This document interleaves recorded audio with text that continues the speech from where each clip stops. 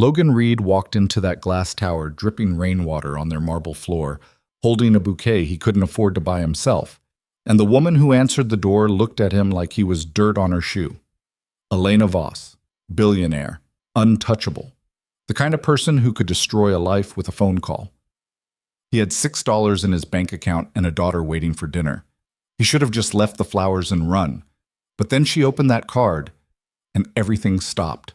Her face went white, and Logan realized he'd just delivered something that was about to turn both their worlds upside down. If you're watching from your city, New York, LA, Chicago, Houston, anywhere, drop a comment and hit that like button so I know how far this story travels.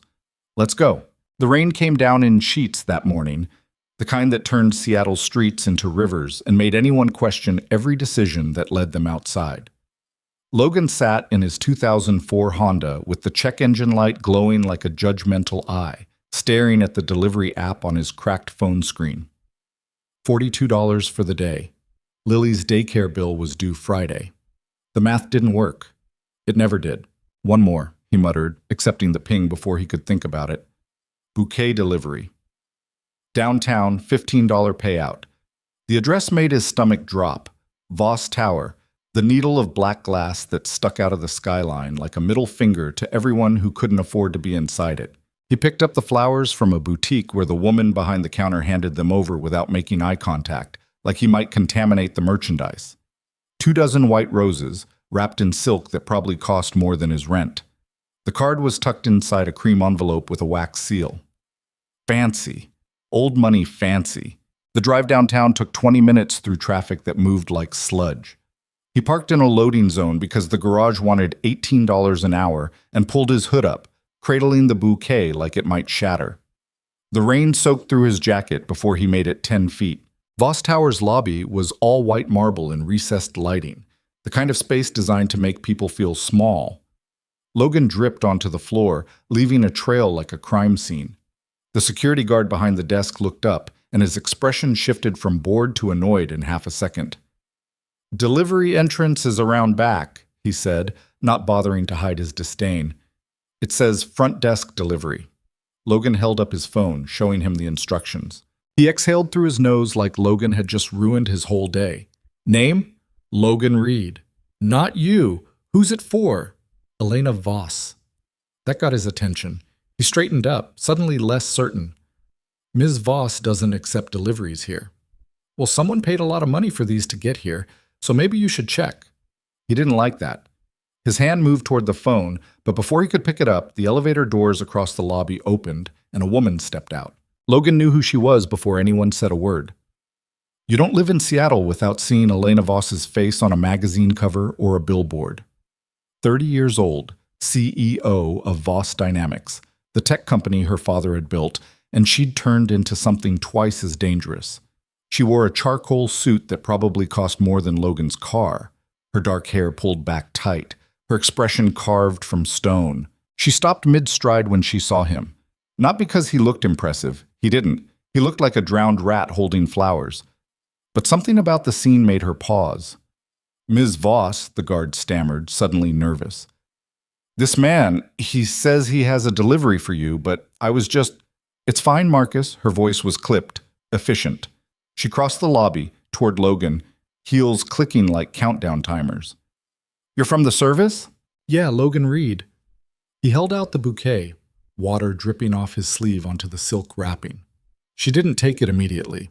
Her eyes moved from the flowers to his face, and he felt the full weight of her assessment. It wasn't kind. It wasn't curious. It was the look you give something that doesn't belong. "Who sent them?" she asked. "I don't know. I just deliver." "There's a card." "I don't read people's mail." Her mouth twitched, almost a smile, but not quite. She took the bouquet carefully, like it might explode, and pulled the envelope free. The wax seal cracked under her thumb. She read the card in silence, and Logan watched her face do something he didn't expect. It went pale. Not just surprised, shaken. The lobby felt too quiet. "Where did you pick this up?" Her voice had changed, sharper now, almost urgent. "Boutique on Pine. Lady didn't say much." "What lady?" "I don't know. She worked there." "Blonde, 40-something. Didn't give me her life story. Elena stared at the card again, her jaw tight. For a long moment, she didn't move. Then she looked at Logan, really looked at him, and something in her expression shifted. "You're wet," she said. "It's raining. Come upstairs." He blinked. "What?" "You delivered the flowers. I'm signing for them. Come upstairs so I can do that properly." It wasn't a request. She was already walking toward the elevator. Marcus the guard looked like he'd swallowed his tongue. Logan glanced at him, shrugged, and followed her. The elevator was the kind with a mirror on every wall, which meant Logan got to see exactly how out of place he looked from 4 different angles. Elena stood beside him, still holding the bouquet, still staring at that card like it was a bomb she couldn't defuse. "You work for them often?" she asked without looking at him. "The delivery app? Yeah, when I can. That's not a career. It's what pays the bills." "Does it?" Logan didn't answer that. The elevator doors opened onto the 42nd floor, and she led him down a hall with floor-to-ceiling windows that overlooked the city. Rain streaked the glass. They passed a conference room where 3 people in suits were mid-argument, their voices muffled behind soundproof walls. Her office was at the end of the hall. It was massive, bigger than Logan's apartment. One wall was all glass. Her desk was black lacquer, pristine except for a laptop and a single-framed photo he couldn't see clearly from where he stood. She set the flowers on the desk and turned to face him. "Sit." "I should get going." "Sit down, Logan." The way she said his name made him sit. There was a leather chair across from her desk, and he lowered himself into it, still dripping. Elena pulled a bottle of water from a small fridge behind her desk and handed it to him without comment. Then she sat down, folded her hands, and stared at the card again. "Do you know what this says?" she asked quietly. "No." "It says, 'You owe him everything. Don't forget.'" Logan waited. She didn't elaborate. "That means something to you?" he asked carefully. Her eyes flicked up to his. "It means someone knows something they shouldn't." She paused. "It also means you're involved now, whether you like it or not. I'm just the delivery guy." "No." She leaned forward, and her gaze locked onto him like a searchlight. "You're more than that. I just don't know how yet." That should have been his cue to leave, to stand up, thank her for the water, and get the hell out of there before whatever mess she was tangled in became his problem. But Logan didn't move. Maybe it was the way she looked at him, like he was a puzzle she needed to solve. Maybe it was the fact that he'd been invisible to people like her his whole life. And suddenly, he wasn't. "Tell me about the night you helped someone," she said. His stomach dropped. "What?" 4 years ago, May 14th, you were working late. You stopped to help someone. Tell me about it." The room tilted. Logan hadn't thought about that night in years.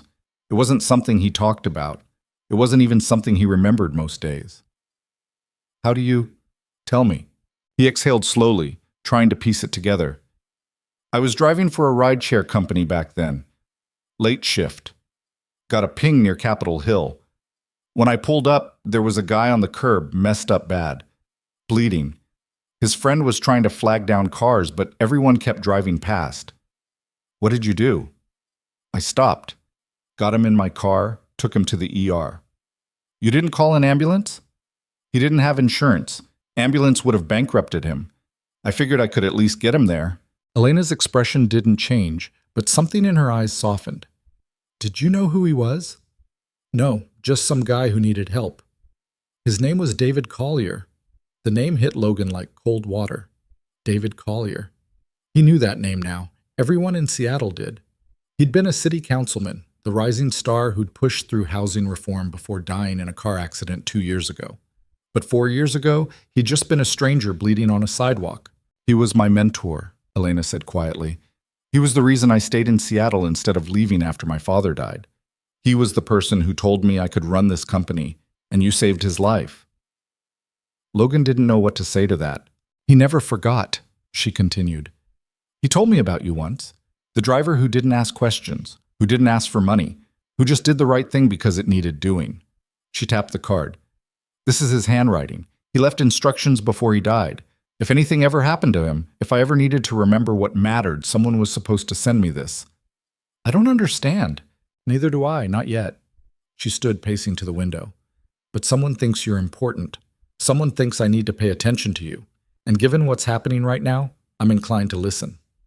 What's happening right now? She turned to face him, and for the first time, Logan saw something other than control in her expression. He saw fear. I'm about to sign a deal that could destroy everything my father built, she said. And I can't figure out if I'm making the right choice or walking into a trap. The rain pounded against the glass. Somewhere below, the city kept moving, oblivious. Why are you telling me this? Logan asked. Because 4 years ago, you made a choice without thinking about what it would cost you. You saw someone who needed help, and you helped them. That's not something people do in my world. We calculate. We measure risk. We protect ourselves first. She crossed her arms. Maybe that's the problem. Logan stood up slowly, setting the water bottle on the edge of her desk. Look, I appreciate the trip down memory lane, but I've got to pick up my daughter in an hour, and I'm still 12 deliveries short of making rent this week. Whatever this is, I can't afford to be part of it. How much do you need? Excuse me? For rent. How much? He stared at her. Are you seriously trying to pay me off right now? I'm trying to keep you here long enough to figure out what I'm missing. That's not how this works. Then how does it work, Logan? Her voice rose, frustration bleeding through. Because from where I'm standing, you walked into my building, handed me a message from a dead man, and now you're acting like none of this matters. It doesn't matter, not to me. I don't know you. I didn't know David Collier. I did a decent thing once, and that's it. It doesn't make me special. It doesn't make me your answer. She flinched like he'd slapped her. Logan softened his tone. Look, whatever you're dealing with, this deal, this pressure, you don't need some random delivery driver to fix it. You're Elena Voss. You've got advisors, lawyers, people who actually know what they're doing. I'm just trying to keep my kid fed. Your daughter, she said quietly. What's her name? Lily. How old? 6. She nodded slowly, and for a moment the CEO mask slipped completely. She just looked tired. I had a daughter once, for about 6 hours. The air left the room. She didn't make it, Elena continued, her voice flat. Premature. Complications. They let me hold her before... She stopped, shook her head. That was 5 years ago. Different life, different version of me. Logan didn't know what to say. There were no words for that. I'm sorry, he managed. Don't be. It taught me something important. She looked at him. It taught me that control is an illusion, that no matter how much money you have, how much power, there are things you can't fix, things you can't buy your way out of. She gestured to the flowers. David knew that. He told me once that the only things that matter are the choices we make when no one's watching, when there's no reward, no recognition. She paused. You made that choice. I want to understand why. Because it was right. That's not enough. It is for me. She studied him for a long time, and Logan felt the weight of it. This woman who could buy and sell his entire existence without blinking, trying to figure out if he was real or just another angle. Finally, she said, Stay for 1 hour. Sit in on a meeting. Just listen. If you still want to leave after that, I'll pay you $1,000 for your time and you never have to see me again. 1,000... 1 hour, Logan, that's all I'm asking. He thought about Lily, about the daycare bill, about the stack of past due notices on his kitchen counter. 1 hour, he said. She smiled, and it was the first genuine expression he'd seen on her face. Thank you. The conference room was all glass and steel, with a table long enough to seat 20.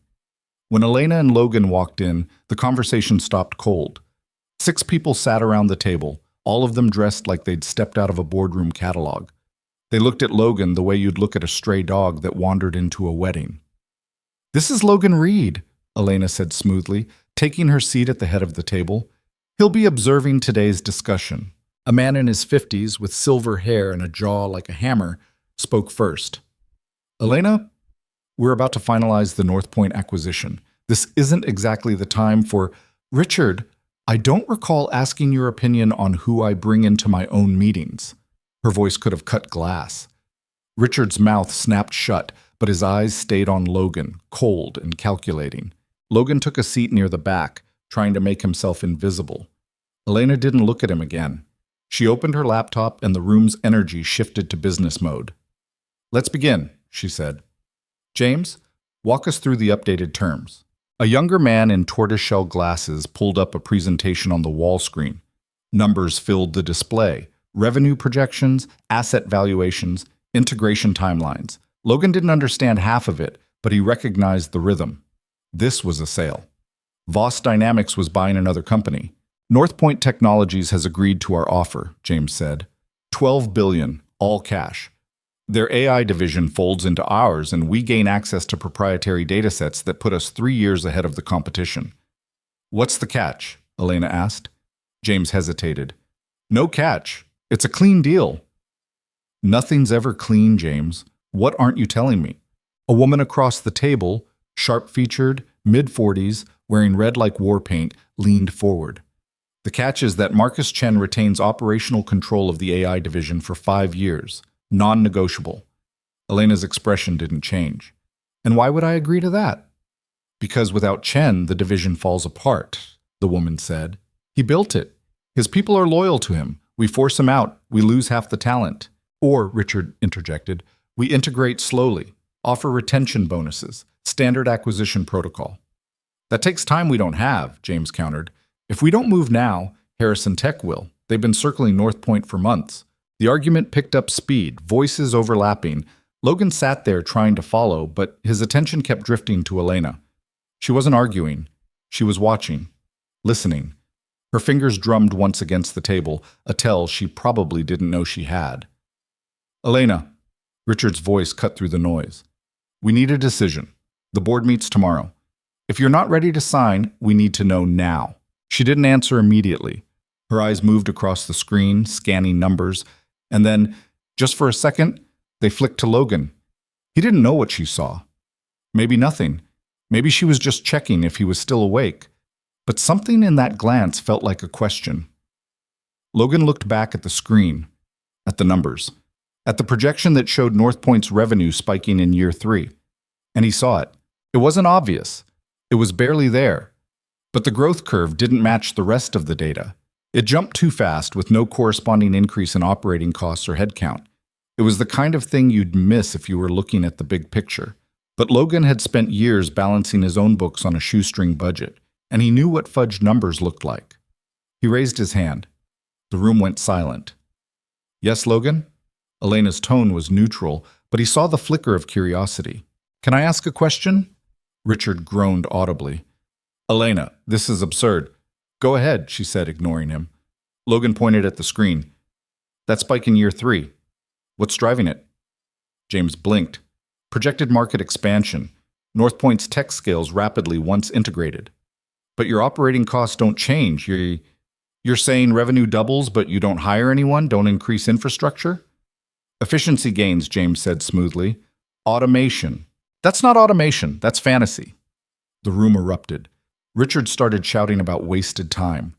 The woman in red looked at Logan like he'd just insulted her mother.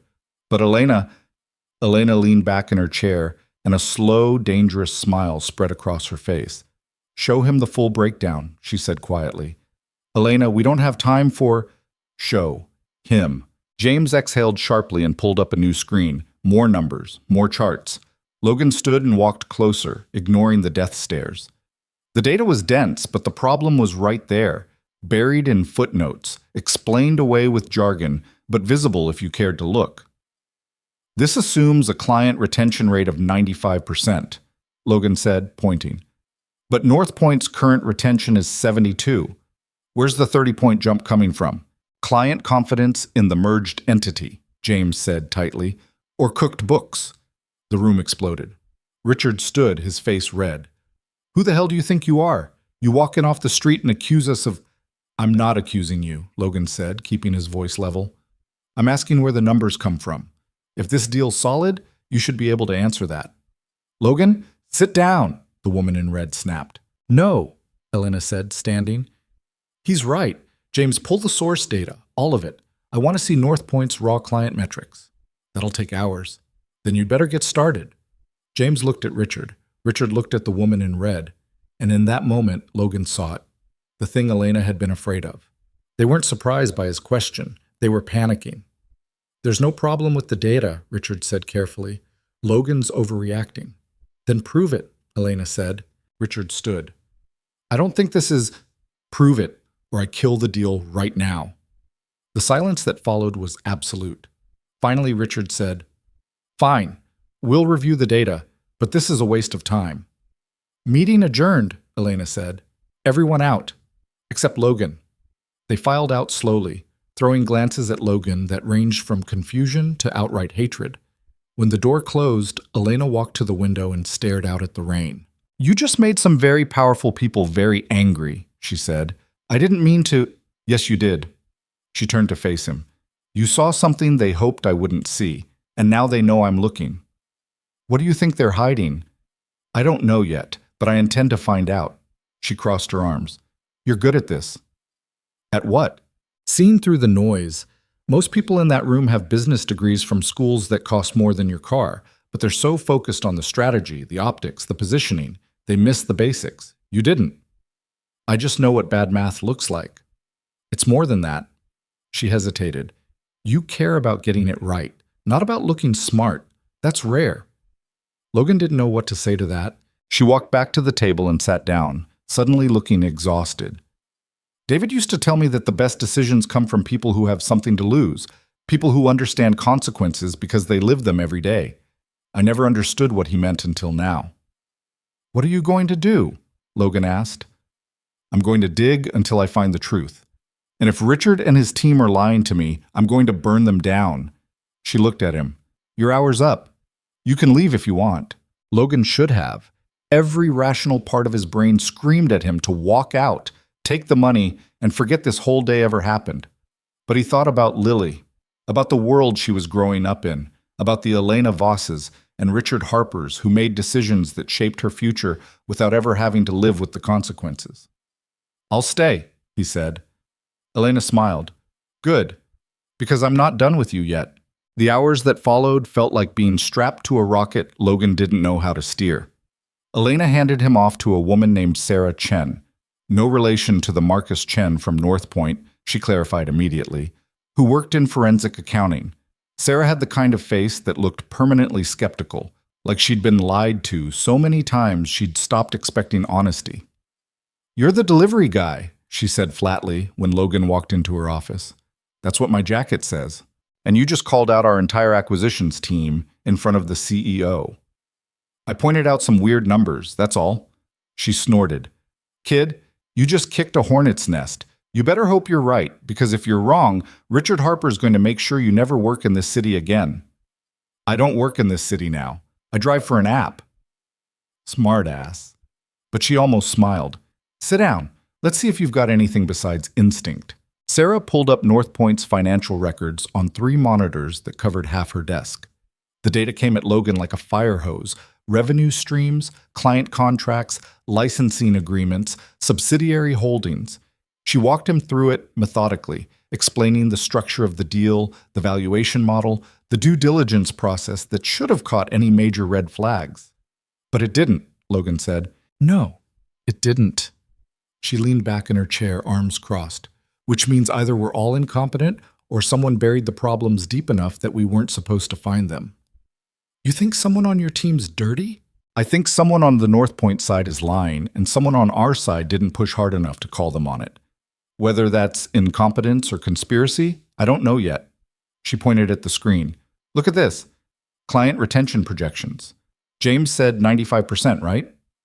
Yeah. North Point's actual retention over the last 3 years averages 68%. Not 72 like you said, but close enough. Somebody inflated the numbers for the projection model. That's fraud. Basic, stupid fraud. So why didn't anyone catch it? Because the people reviewing this deal aren't looking at the boring stuff. They're focused on market position, competitive advantage, strategic alignment, all the buzzwords that make them feel smart. They trust the analysts to catch the technical errors. She tapped the screen. But the analysts report to Richard, and Richard really wants this deal to go through. Why? Sarah hesitated. Elena's father built this company from nothing. When he died, she inherited it, but she also inherited his board, most of them guys he trusted, guys who'd been with him for decades. Richard was his CFO, practically family. But Elena's not her father. She's sharper, more aggressive, willing to take risks he never would have touched. That scares people like Richard. They want stability, predictability, control. And this deal gives them that? If it goes through, Marcus Chen runs the AI division for 5 years. That's the crown jewel of the company. The part that's growing fastest, the part that makes all the headlines. Elena loses control of it. She's still CEO in name, but Richard and his faction get the real power. Sarah met his eyes. This isn't just a bad deal, it's a coup. The word hung in the air between them. Does Elena know? Logan asked. She suspects. Why do you think she dragged you into that meeting? She needed someone who wasn't part of the machine. Someone who'd call it like they saw it without worrying about internal politics. I'm not qualified for this. You were qualified enough to spot what everyone else missed. That counts. She turned back to the monitors. Now, let's figure out how deep this goes. They worked through lunch. Sarah ordered sandwiches that showed up in bags, with the kind of branding that meant they cost more than Logan's usual dinner. He texted Lily's daycare to let them know he'd be late picking her up, and they charged him an extra $20 for extended care that he didn't have. Elena must have seen the transaction, because 10 minutes later Sarah handed Logan $200 in cash without explanation. She said to cover expenses, Sarah said. I didn't ask for e... She doesn't care. Take it. He took it. By mid-afternoon, they'd built a case. The client retention numbers were fabricated. The revenue projections were built on assumptions that didn't match NorthPoint's actual performance. The integration timeline ignored obvious technical incompatibilities between the two companies' systems. And beneath it all, buried in subsidiary filings and licensing agreements, they found the real poison pill, a clause that gave Marcus Chen veto power over any major strategic decisions in the AI division, effectively making him untouchable. Jesus, Sarah muttered, highlighting the clause. This isn't an acquisition. It's a hostile takeover dressed up as a partnership. Can Elena kill it? She can try. But this board meets tomorrow. If they vote to approve, her options shrink fast. She'd have to fight them publicly, and that gets ugly. Sarah rubbed her eyes. Richard's been positioning this for months. He's got the votes lined up, the narrative ready. If Elena backs out now, he'll make her look weak, indecisive, bad for the company. But if she signs, she loses everything that matters. Yeah. The door opened behind them. Elena walked in, still wearing the same suit from this morning, though she'd ditched the jacket. She looked wired, like she'd been running on caffeine and adrenaline for hours. Show me, she said. Sarah spun the monitors toward her. Elena read in silence, her expression unreadable. When she finished, she pulled out her phone and made a call. Richard, my office, 10 minutes. She hung up before he could answer. Elena? Sarah started. I'm not signing tomorrow, Elena said. I don't care what it costs me. This deal's dead. If you kill it without the board's approval, they'll move against you. Richard's been waiting for an excuse. Let him try. Elena's voice was ice. Logan, you're coming with me. Why? Because you're the only person in this building I trust right now. They walked back to her office in silence. The rain had stopped, but the sky was still bruised and swollen. Through the windows, the city looked gray and tired, like it had given up pretending to be beautiful. Richard was already waiting outside Elena's office when they arrived. He wasn't alone. The woman in red from the morning meeting stood beside him, along with James and 2 other executives Logan didn't recognize. They looked like a firing squad. Elena, Richard said, his voice carefully controlled. We need to talk about this morning's disruption. Good. Let's talk. Elena unlocked her office door and gestured them inside. All of you, now. They filed in, their expressions ranging from annoyed to openly hostile. Logan stayed near the door, trying to blend into the furniture. Elena sat behind her desk, calm and centered, while Richard and his group formed a semicircle in front of her like they were preparing for battle. I've reviewed the NorthPoint data, Elena began. The numbers don't hold up. Client retention is inflated by nearly 30 points. Revenue projections are built on fairy tales, and the operational control clause gives Marcus Chen effective veto power over our entire AI strategy. Those are minor technical issues, Richard said dismissively. Every deal has wrinkles. That's what integration teams are for. These aren't wrinkles. They're structural flaws. Intentional ones. That's a serious accusation. Then prove me wrong. Show me clean data. Show me how this deal benefits Voss Dynamics instead of just protecting your position. Richard's jaw tightened. My position? Elena, I've been with this company since before you were born. Everything I've done has been to protect your father's legacy. My father's dead. This is my company now, and I'm not signing a deal that strips me of control. The woman in red stepped forward. If you kill this deal, Harrison Tech will acquire North Point within a month. They'll have a 3-year head start in AI development. We'll be playing catch-up for a decade. Then we find another way to compete. We build instead of buy. We take the risk. That's not sustainable, James said. The market moves too fast. We need North Point's infrastructure. We need honesty more, Elena shot back. And I'm not seeing any in this room. Richard's mask slipped. You're making a mistake.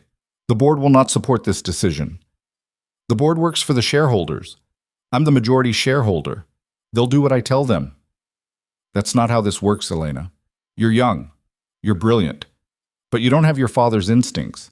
He understood that leadership sometimes means making deals you don't love for outcomes you need. He also taught me to recognize when someone's lying to my face. The temperature in the room dropped 10 degrees. Richard stared at her, and for the first time, Logan saw real anger behind his polished exterior. If you insist on this path, he said slowly, I'll have no choice but to recommend your removal to the board. You're acting erratically, making accusations without evidence, bringing unqualified strangers into sensitive discussions. He gestured at Logan. This isn't leadership, it's paranoia. Then recommend it, Elena said quietly. Do what you think you need to do, but I'm not signing tomorrow. This conversation is over. Richard held her gaze for a long moment, then turned and walked out. The others followed, except for James, who lingered near the door. For what it's worth, he said quietly, I didn't know the data was cooked. I just ran the models I was given. Then you're incompetent or complicit, Elena said. Either way, you're done here. Clean out your desk. James flinched like she'd hit him. Then he nodded once and left. The door closed. Elena sat very still, staring at nothing. Logan stayed quiet, not sure if he should say something or just disappear. My father trusted Richard for 30 years, she finally said, treated him like a brother. And he's been planning to gut this company the whole time. You don't know that, Logan said carefully. Maybe he really believes this deal's good for you. No, he believes it's good for him. There's a difference. She looked at Logan, and he saw exhaustion in her eyes. Do you know what the worst part is? I'm not even surprised. I knew something was wrong. I felt it for months, but I ignored it because I didn't want to believe the people around me were capable of this. People surprise you, usually not in good ways. You sound like you've got experience with that. Logan thought about Lily's mother, about the promises she'd made before she left, about the hole she'd punched through their lives that never quite healed. Yeah, he said. I've got experience. Elena stood and walked to the window. The city was starting to light up as evening crept in, thousands of windows glowing against the dark. What do you do when everyone you're supposed to trust lets you down? You figure out who you can trust, and you hold on to them hard. And if there's no one, then you start over. Build something new. It's not easy, but it's better than living in a lie. She turned to face him. Is that what you did? After your daughter's mother left? Logan hadn't told her that. She must have had someone dig into his background while he was working with Sarah. He should have been angry, but he was too tired. Yeah, he said. That's what I did. Some days it works, some days it doesn't. But you keep going. I don't have a choice. Lily needs me to keep going. Elena nodded slowly. I used to think strength was about control, about managing every variable, anticipating every threat, staying 3 steps ahead. But that's not strength. That's just fear dressed up as strategy. What do you think strength is now? I don't know yet, but I think it has something to do with the choice you made 4 years ago. Helping someone because it was right, not because it benefited you. She paused. I want to make choices like that. I'm just not sure I know how anymore. You're doing it right now. Killing that deal, standing up to Richard, that's the choice. It might cost me everything. Then you'll figure out what comes next. Same as everyone else. She smiled faintly. You're remarkably calm for someone who just helped blow up a $12 billion acquisition. I've had worse days. I doubt that. Logan's phone buzzed, a text from the daycare. They were closing in 20 minutes. He needed to move. "I have to go," he said. "Lily's waiting." "Of course." Elena walked to her desk and pulled out a checkbook. She wrote quickly, tore off the check, and handed it to Logan. "For your time and your insight." He looked at the number, $5,000. "This is too much," he said. "It's not enough. You just saved this company from a disaster we created for ourselves. Take it, please." Logan folded the check and put it in his pocket. It felt like holding a live grenade. "What happens now?" "I call an emergency board meeting. I present the evidence. I force a vote. And then I find out who's really on my side." She met his eyes. "Will you come back tomorrow? For the meeting? I'm not part of this world, Elena. I don't belong in rooms like that." "Maybe that's exactly why you need to be there." Logan thought about Lily, about the life he was trying to build for her, about the risks that came with getting tangled up in someone else's war. But he also thought about David Collier, bleeding on a sidewalk, and the choice he'd made without thinking, the choice that somehow led him here. "What time?" he asked. 9 a.m. Wear something clean. Richard will try to use your appearance against you." "I don't own a suit." "Then we'll fix that tonight. There's a tailor 2 blocks from here. He owes me a favor." "Elena." "Logan, please, let me do this. You've already given me more than you know. Let me give you something back." He wanted to argue, to tell her he didn't need charity. But the truth was, he did need it. And there was something in her expression, something fragile and hopeful, that made him think she needed to give it as much as he needed to receive it. "Okay," he said, "but I'm paying you back." "We'll see." She made a call, and 30 minutes later Logan was standing in a shop that smelled like expensive fabric and old wood, while a man with silver hair and measuring tape draped him in charcoal wool. Elena sat in a leather chair nearby, answering emails on her phone while the tailor muttered in Italian and pinned the jacket to fit Logan's frame. "You're broader through the shoulders than I expected," the tailor said. "Construction work?" "Used to be, before my daughter was born." "Good. Honest work." He stood back, examining his adjustments. "This will be ready by 7 a.m. I'll have it delivered to Ms. Voss's office." "Thank you, Marco," Elena said without looking up from her phone. When they left the shop, the city had fully shifted into night mode. Streetlights reflected off wet pavement, and the air smelled like rain and exhaust. Elena's car was waiting at the curb, a black sedan with a driver who looked like he could double as security. "I'll drop you wherever you need to go," Elena said. "My car's back at your building." "Then we'll get your car.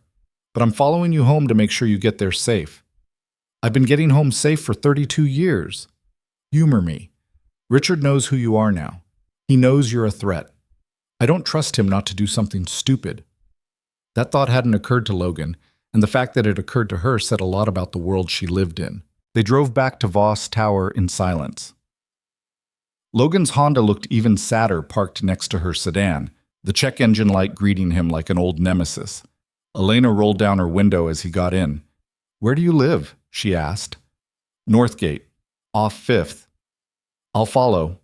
Don't try to lose me." Wasn't planning on it. The drive took 40 minutes through traffic that had thinned but not disappeared. Logan kept checking his mirror, watching her headlights trail behind him like a shadow. It felt surreal. Elena Voss, billionaire CEO, following a delivery driver through the working-class neighborhoods north of the city. When Logan pulled up to his apartment complex, a sagging 2-story walk-up with paint peeling off the siding, he half expected her to keep driving, but she parked behind him and got out. "You don't need to he started. "I want to meet her," Elena said. "Your daughter, if that's okay." Logan hesitated. Bringing Elena into his life felt like crossing a line he couldn't uncross, but she'd already paid for a suit he couldn't afford and handed him a check that would cover 3 months of rent. The line was already crossed. "Yeah," he said. "Okay." They walked up the exterior stairs to the 2nd floor. The hallway smelled like someone's cooking, garlic, and something fried. Logan unlocked the door to apartment 2C and stepped inside. The living room was small and cluttered, dominated by Lily's toys and drawings scattered across every surface. The furniture was thrift store mismatched. The TV was older than Lily, but it was clean and it was theirs. "Daddy!" Lily came running from her bedroom, still wearing her daycare clothes, purple leggings, and a shirt with a cartoon dinosaur. She crashed into Logan's legs, and he scooped her up. "Hey, Bug, how was your day?" "We made volcanoes with baking soda and it exploded everywhere, and Miss Jen said I was very scientific." "That's because you are very scientific." She noticed Elena standing in the doorway and went shy, burying her face against Logan's shoulder. "Lily, this is my friend Elena," Logan said. "Elena, this is Lily." Elena stepped forward slowly like she was approaching something fragile. "Hi, Lily. Your dad's told me a lot about you."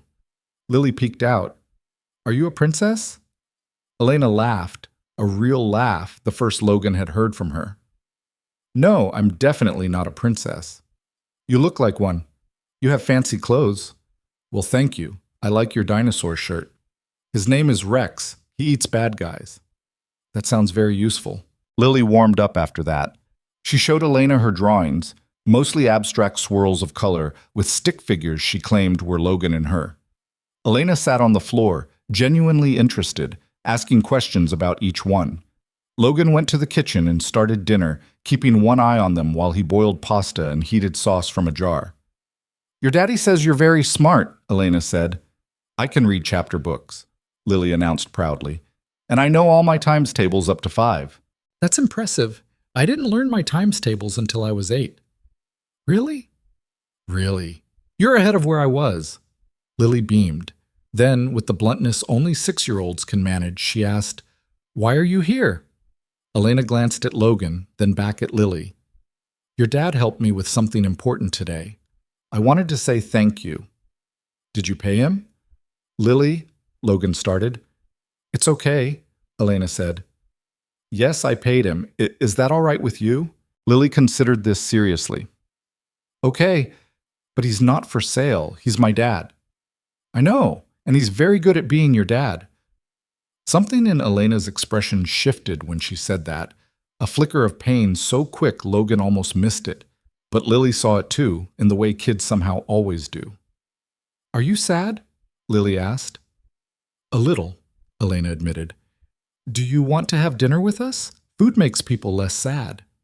Elena looked at Logan. He shrugged. "She's not wrong."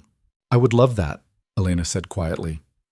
They ate at the cramped kitchen table, pasta with jar sauce, garlic bread from the freezer, water in mismatched glasses.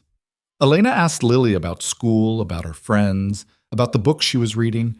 Lily talked non-stop, the way she did when she was excited, and Elena listened like every word mattered. After dinner, Lily insisted on showing Elena her bedroom, the drawings on the walls, the stuffed animals arranged on her bed, the library books stacked on her nightstand. Elena knelt down to look at everything, taking it in like she was studying a museum. "This is wonderful," she said. "You've made it very cozy." "Cozy means safe," Lily said. "Daddy taught me that." Elena's eyes met Logan's across the room. "Your daddy's very smart." When Lily finally wound down, Logan carried her through her bedtime routine, teeth brushing, pajamas, story time. Elena waited in the living room, looking at the photos on the wall. Most were of Lily at different ages. A few were of Logan and her together. None included her mother. "She's beautiful," Elena said when Logan came back out. "You're doing an amazing job with her." "I'm doing my best. Some days that's not much." "It's everything." She turned to face him. "Thank you for letting me meet her. I didn't realize how much I needed that." "She liked you. That's rare. She doesn't trust new people easily." "Smart kid." Elena picked up her purse. "I should go. You both need rest. Tomorrow's going to be hard." Logan walked her to the door. She paused on the threshold, looking back at the small apartment like she was memorizing it. "Logan, can I ask you something?" "Yeah. Do you ever regret it? The choices you made, raising her alone, giving up whatever future you might have had?" Logan thought about that, about the college degree he'd dropped out to afford when he found out he was going to be a father, about the career he'd never started, the dreams he'd shelved, the life he'd imagined that never materialized. "No," he said. "I don't regret her, not for a second. Everything else, yeah, maybe, but not her." Elena nodded. "I believe you, and I think that's the difference between us. You know what matters? I'm still trying to figure it out." "You'll get there." "I hope so." She stepped into the hallway, then turned back. 9 a.m. Don't be late. I'll be there. Logan watched her walk down the stairs, her driver meeting her at the bottom. The sedan pulled away, and he stood there for a while trying to process the fact that Elena Voss had just eaten freezer garlic bread at his kitchen table and listened to his daughter talk about dinosaurs. His phone buzzed. A text from an unknown number. Thank you for tonight. You reminded me what I'm fighting for. E. Logan saved the number and went back inside. Lily was already asleep, sprawled across her bed with a stuffed elephant clutched to her chest. He pulled the blanket over her and stood there watching her breathe, the way he did most nights when the weight of everything got too heavy. Tomorrow he'd walk into a boardroom full of people who'd spent their whole lives learning how to destroy each other with smiles on their faces. He'd be wearing a suit he didn't pay for, defending a woman he barely knew, in a fight that wasn't his. But when he thought about the look on Elena's face when Lily asked if she wanted to stay for dinner, the way her mask had cracked just enough to show the person underneath, he knew he'd made the right choice. Some things were worth the risk, even if you couldn't see the ending, even if the math didn't work. Logan turned off the light and closed Lily's door, already planning what he'd say tomorrow when Richard Harper tried to tear him apart. The suit fit better than anything Logan had ever worn. When Marco's assistant delivered it at 7:30 in the morning, he almost didn't recognize himself in the mirror. The charcoal fabric sat perfectly across his shoulders, the pants broke at exactly the right length, and the white shirt underneath made him look like someone who belonged in rooms where decisions worth billions got made. He hated how good it felt. Lily watched him from her bed, still groggy from sleep. You look different, Daddy. Different good or different bad? Just different, like you're pretending to be someone else. Out of the mouths of kids, Logan knelt down beside her bed. I have to go to an important meeting this morning. Mrs. Patterson's going to take you to school, okay? Mrs. Patterson was their neighbor, a retired teacher who helped out when Logan's schedule went sideways. She charged him $20 a day, which he couldn't afford, but she always accepted payment late without complaint. Is it because of the princess lady? Lily asked. Her name's Elena, and yeah, it's because of her. Are you going to work for her now? I don't know, Bug. Maybe. We'll see what happens. I liked her. She listened to me. Most grown-ups don't really listen. Logan kissed her forehead. You're a good judge of people, better than me. That's because I pay attention. You taught me that. He smiled despite the knot tightening in his stomach. Be good for Mrs. Patterson. I'll pick you up after school. Okay. Daddy? Yeah? Don't let the mean people be mean to you. Logan had no idea how she knew there would be mean people, but she wasn't wrong. I'll try. The drive downtown felt like heading toward an execution. Traffic was lighter than yesterday, and Logan made it to Voss Tower by 8:40. The security guard, Marcus, nodded when he saw him, which was more respect than he'd gotten the day before. Ms. Voss is expecting you, he said. 42nd floor, conference room B.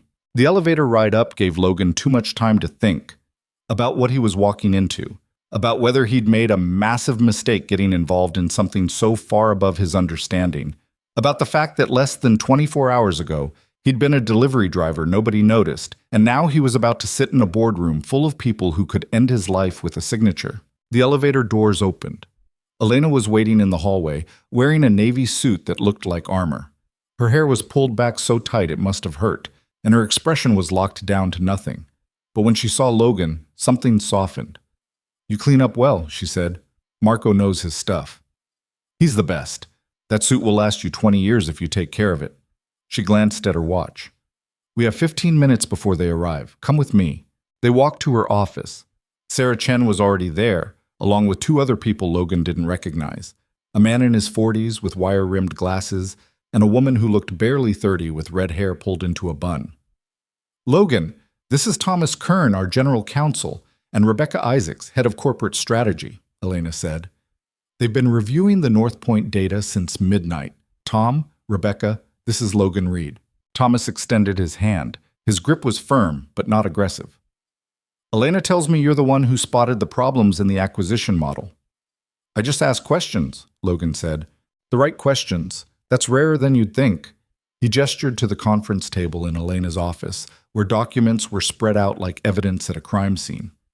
We've confirmed everything you and Sarah flagged yesterday. The client retention numbers are fabricated.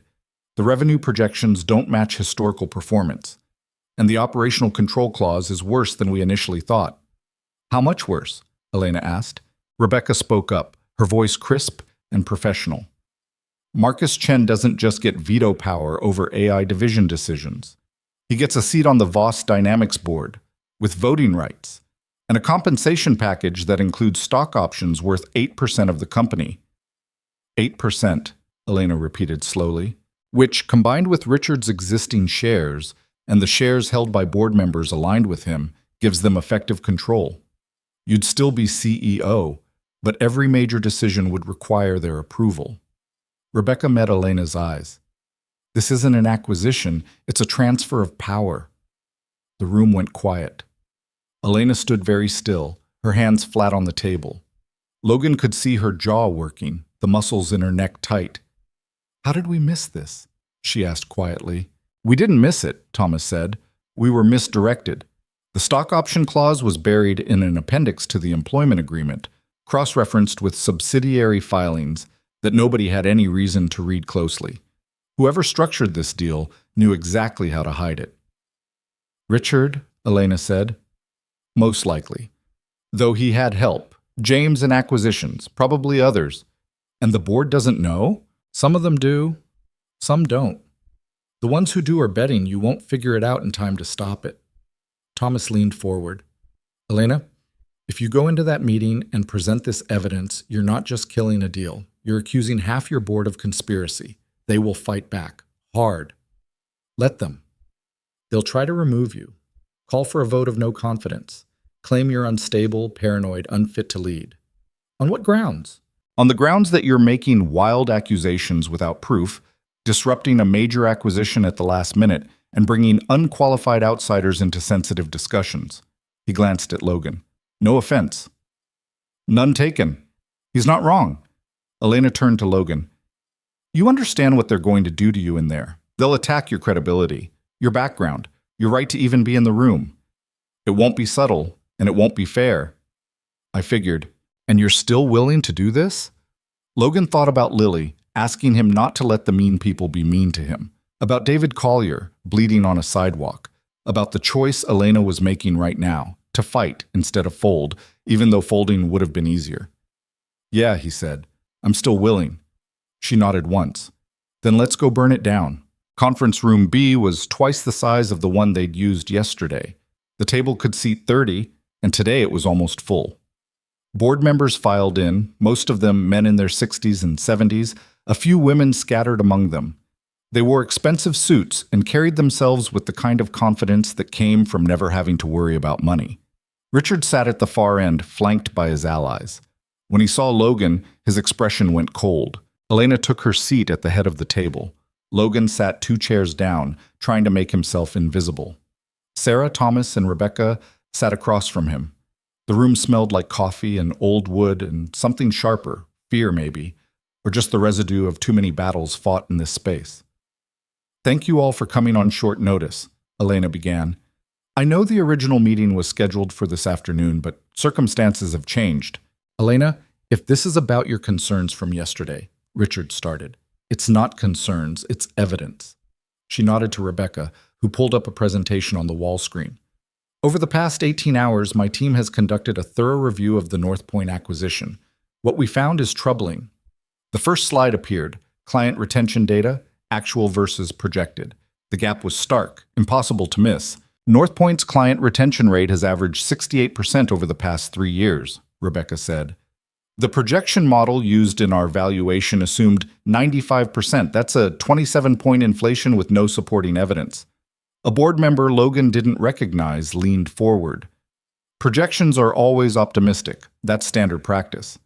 Not when they're used to justify a $12 billion purchase price, Thomas countered. This isn't optimism. It's fraud. The room erupted. Voices overlapped. Some demanding proof. Others defending the process. Richard sat perfectly still, watching Elena like a predator calculating angles. There's more, Elena said, cutting through the noise. The next slide appeared, the operational control clause. Marcus Chen's employment agreement gives him veto power over all AI division decisions, a board seat with voting rights, and stock options worth 8% of Voss Dynamics. The room went silent. Combined with existing board holdings, Elena continued, this gives Richard Harper and his aligned board members effective control of this company. I would remain CEO in name only. That's absurd, Richard said calmly. The stock options are a standard retention incentive. The board seat is ceremonial. You're reading malice into routine corporate structure. Eton.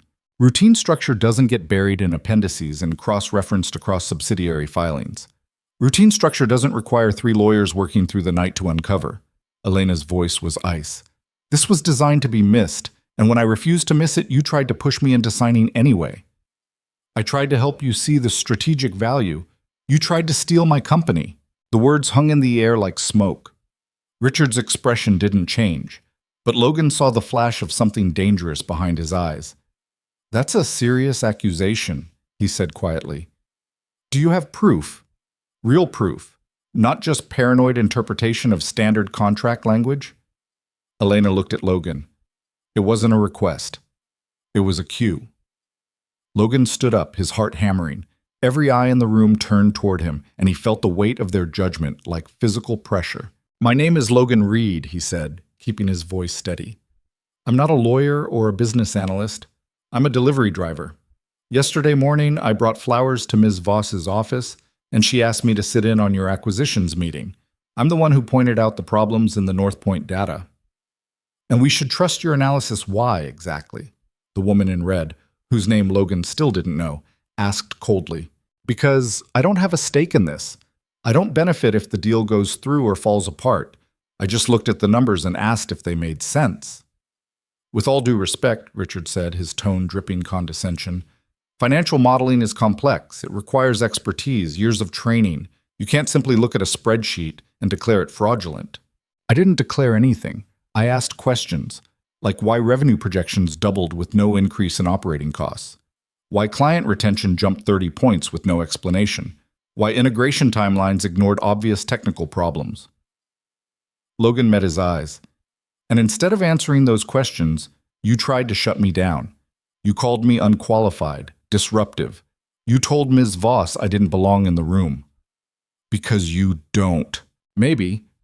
But if I'm so unqualified, it should have been easy to prove me wrong. Show me the data that supports your projections. Explain where the retention increase comes from. Walk me through the integration plan. Logan paused. But you didn't do that. You got angry. You tried to make this about me instead of about the numbers. And that tells me everything I need to know. The room was dead silent. Richard stared at Logan with open hatred now, the mask completely gone. You have no idea what you're talking about, he said. Then explain it to me, right now, in front of everyone. Logan gestured to the screen. Show us the source data for these projections. Prove they're legitimate. Richard's jaw tightened. He looked at James, who'd gone pale and wouldn't meet anyone's eyes. He looked at the woman in red, who was suddenly very interested in her phone. He looked at the other board members, gauging how many were still with him. This is a waste of time, Richard said finally. Elena, you're allowing yourself to be manipulated by someone who walked in off the street and convinced you to doubt the people who've been loyal to this company for decades. That's not leadership. That's weakness. Loyalty, Elena repeated. Is that what you call trying to strip me of control while pretending to help? I'm trying to protect this company from your inexperience. By handing it to Marcus Chen. By ensuring stability, continuity. Your father built this company on relationships and trust. You're tearing that apart because some delivery driver told you to. Elena stood, her hands flat on the table. My father also taught me to recognize when someone was lying to my face. And you've been lying for months, Richard. Maybe longer. I have dedicated 30 years of my life to Voss Dynamics. And now you're trying to take it for yourself. She looked around the room. I'm calling for a vote. The North Point acquisition is dead. Anyone who disagrees can vote to override me.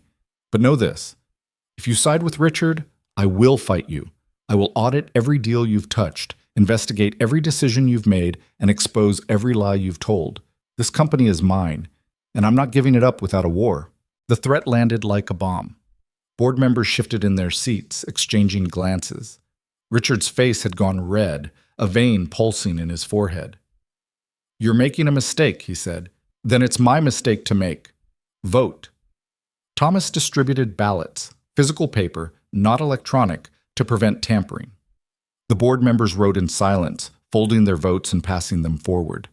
Rebecca collected them, counted them twice, and handed the results to Elena. Elena read them without expression. Then she looked at Richard. 14-6. The acquisition is terminated, effective immediately. Richard stood slowly. This isn't over. Yes, it is. You're also terminated, effective immediately. Security will escort you out. You can't do that. The board just voted to kill your deal. Your credibility is gone. Your allies are abandoning you. Elena's voice was razor sharp. You have two choices. You can leave quietly with your severance package and your reputation mostly intact, or you can fight me, and I will destroy you so completely that no company in this city will touch you. Choose. Richard looked around the room, searching for support. He found none. The board members who'd voted with him were suddenly very interested in their phones or their notes or the view out the window. No one met his eyes. This company was nothing before I came here, Richard said quietly. Your father knew that. He needed me. My father's dead, and you're done. Elena nodded to the security guards who'd appeared at the door. Gentlemen, please escort Mr. Harper from the building. Make sure he takes nothing but his personal effects. Richard stared at her for a long moment, and Logan saw something break behind his eyes. Then he turned and walked out, flanked by security. The woman in red followed without a word. James had already disappeared. The remaining board members sat in stunned silence. Anyone else want to challenge my leadership? Elena asked calmly. No one spoke. Good. This meeting is adjourned. I'll expect full cooperation from each of you as we investigate how this deal got as far as it did. If anyone else was complicit, now would be a good time to come forward. Thomas will be handling the inquiry. I suggest you be honest with him. They filed out quickly, avoiding eye contact. Within 2 minutes, the room was empty except for Elena, Thomas, Sarah, Rebecca, and Logan. Elena sat down heavily, like someone had cut her strings. For a long moment, she didn't move. Then she looked at Logan. Thank you, she said quietly. I didn't do anything. You're the one who stood up to him. You gave me the ammunition and the courage. She smiled faintly. Although I'm not sure courage is the right word. Rage, maybe. Rage works, Sarah said. That was brutal. In a good way. Thomas was already on his phone, texting rapid fire. I'm freezing Richard's access to company systems. Rebecca, can you draft a press release? Something simple. Executive transition, strategic realignment. The usual corporate speak. On it, Rebecca said, already typing. Elena stood and walked to the window. The city spread out below them, oblivious to the small war that had just ended 42 floors up. What happens now? Logan asked. Now we figure out who else was involved. We audit the last 5 years of deals Richard touched. We rebuild the board with people I can actually trust. She turned to face Logan. And we figure out what comes next for you. I already told you. I know. You're a delivery driver. You have a daughter to take care of. You don't belong in this world. She crossed her arms. But what if you did? What if you could build something here? Elena, I don't have a business degree. I don't have connections or experience or... You have integrity. You see problems other people miss. You're willing to speak up when everyone else stays quiet. She paused. That's worth more than any degree. I appreciate the vote of confidence, but I can't just walk into a corporate job, not corporate, something else. She glanced at Thomas. We need someone to oversee operational audits, someone who's not part of the existing structure, someone who can look at our processes with fresh eyes and tell us what's broken. Thomas nodded slowly. That's actually not a bad idea. An independent operational consultant reports directly to you. No conflicts of interest. I'm not a consultant, Logan said. You weren't a forensic analyst yesterday either, but you performed like one, Sarah pointed out. This is insane. 24 hours ago, I was delivering flowers. And now you're not. Elena stepped closer. Logan, I'm not asking you to become someone you're not. I'm asking you to do what you did yesterday. Look at things honestly. Ask questions. Tell me the truth even when it's uncomfortable. That's all. What does it pay? $80,000 a year to start. Full benefits, flexible hours so you can pick up your daughter from school. The number hit Logan like a punch. 80,000. He'd never made more than 30 in a year. never had health insurance, never had anything resembling job security. "That's too much," he said. "It's market rate for the role. Actually, it's below market rate, but I'm assuming you'll want to prove yourself before we renegotiate." Logan looked at Sarah, at Thomas, at Rebecca. They were all watching him with expressions that ranged from curious to encouraging. None of them looked like they thought this was crazy. "I need to think about it," he said. "Take the weekend," Elena said. "Come back Monday with your answer. But Logan, think hard, because this isn't charity. This is me offering you something you've earned." "I'll think about it." She extended her hand. Logan shook it, and her grip was firm and steady. "Whatever you decide, thank you for today," she said. "You reminded me who I want to be. That's worth more than you know." Logan left Voss Tower in a daze, still wearing the suit Marco had made, his head full of numbers that didn't make sense. 80,000, benefits, flexible hours, a chance to build something instead of just surviving day to day. But also a chance to fail, to be exposed as the fraud Richard had called him, to lose everything if he couldn't deliver. He picked up Lily from school at 3:15. She was waiting on the steps with her backpack, talking to another girl about something involving unicorns. When she saw Logan, she ran over and grabbed his hand. "You're wearing the fancy suit," she said. "Yeah, still feels weird." "Did the mean people be mean to you?" "They tried, but it worked out okay." "Good. Can we get ice cream?"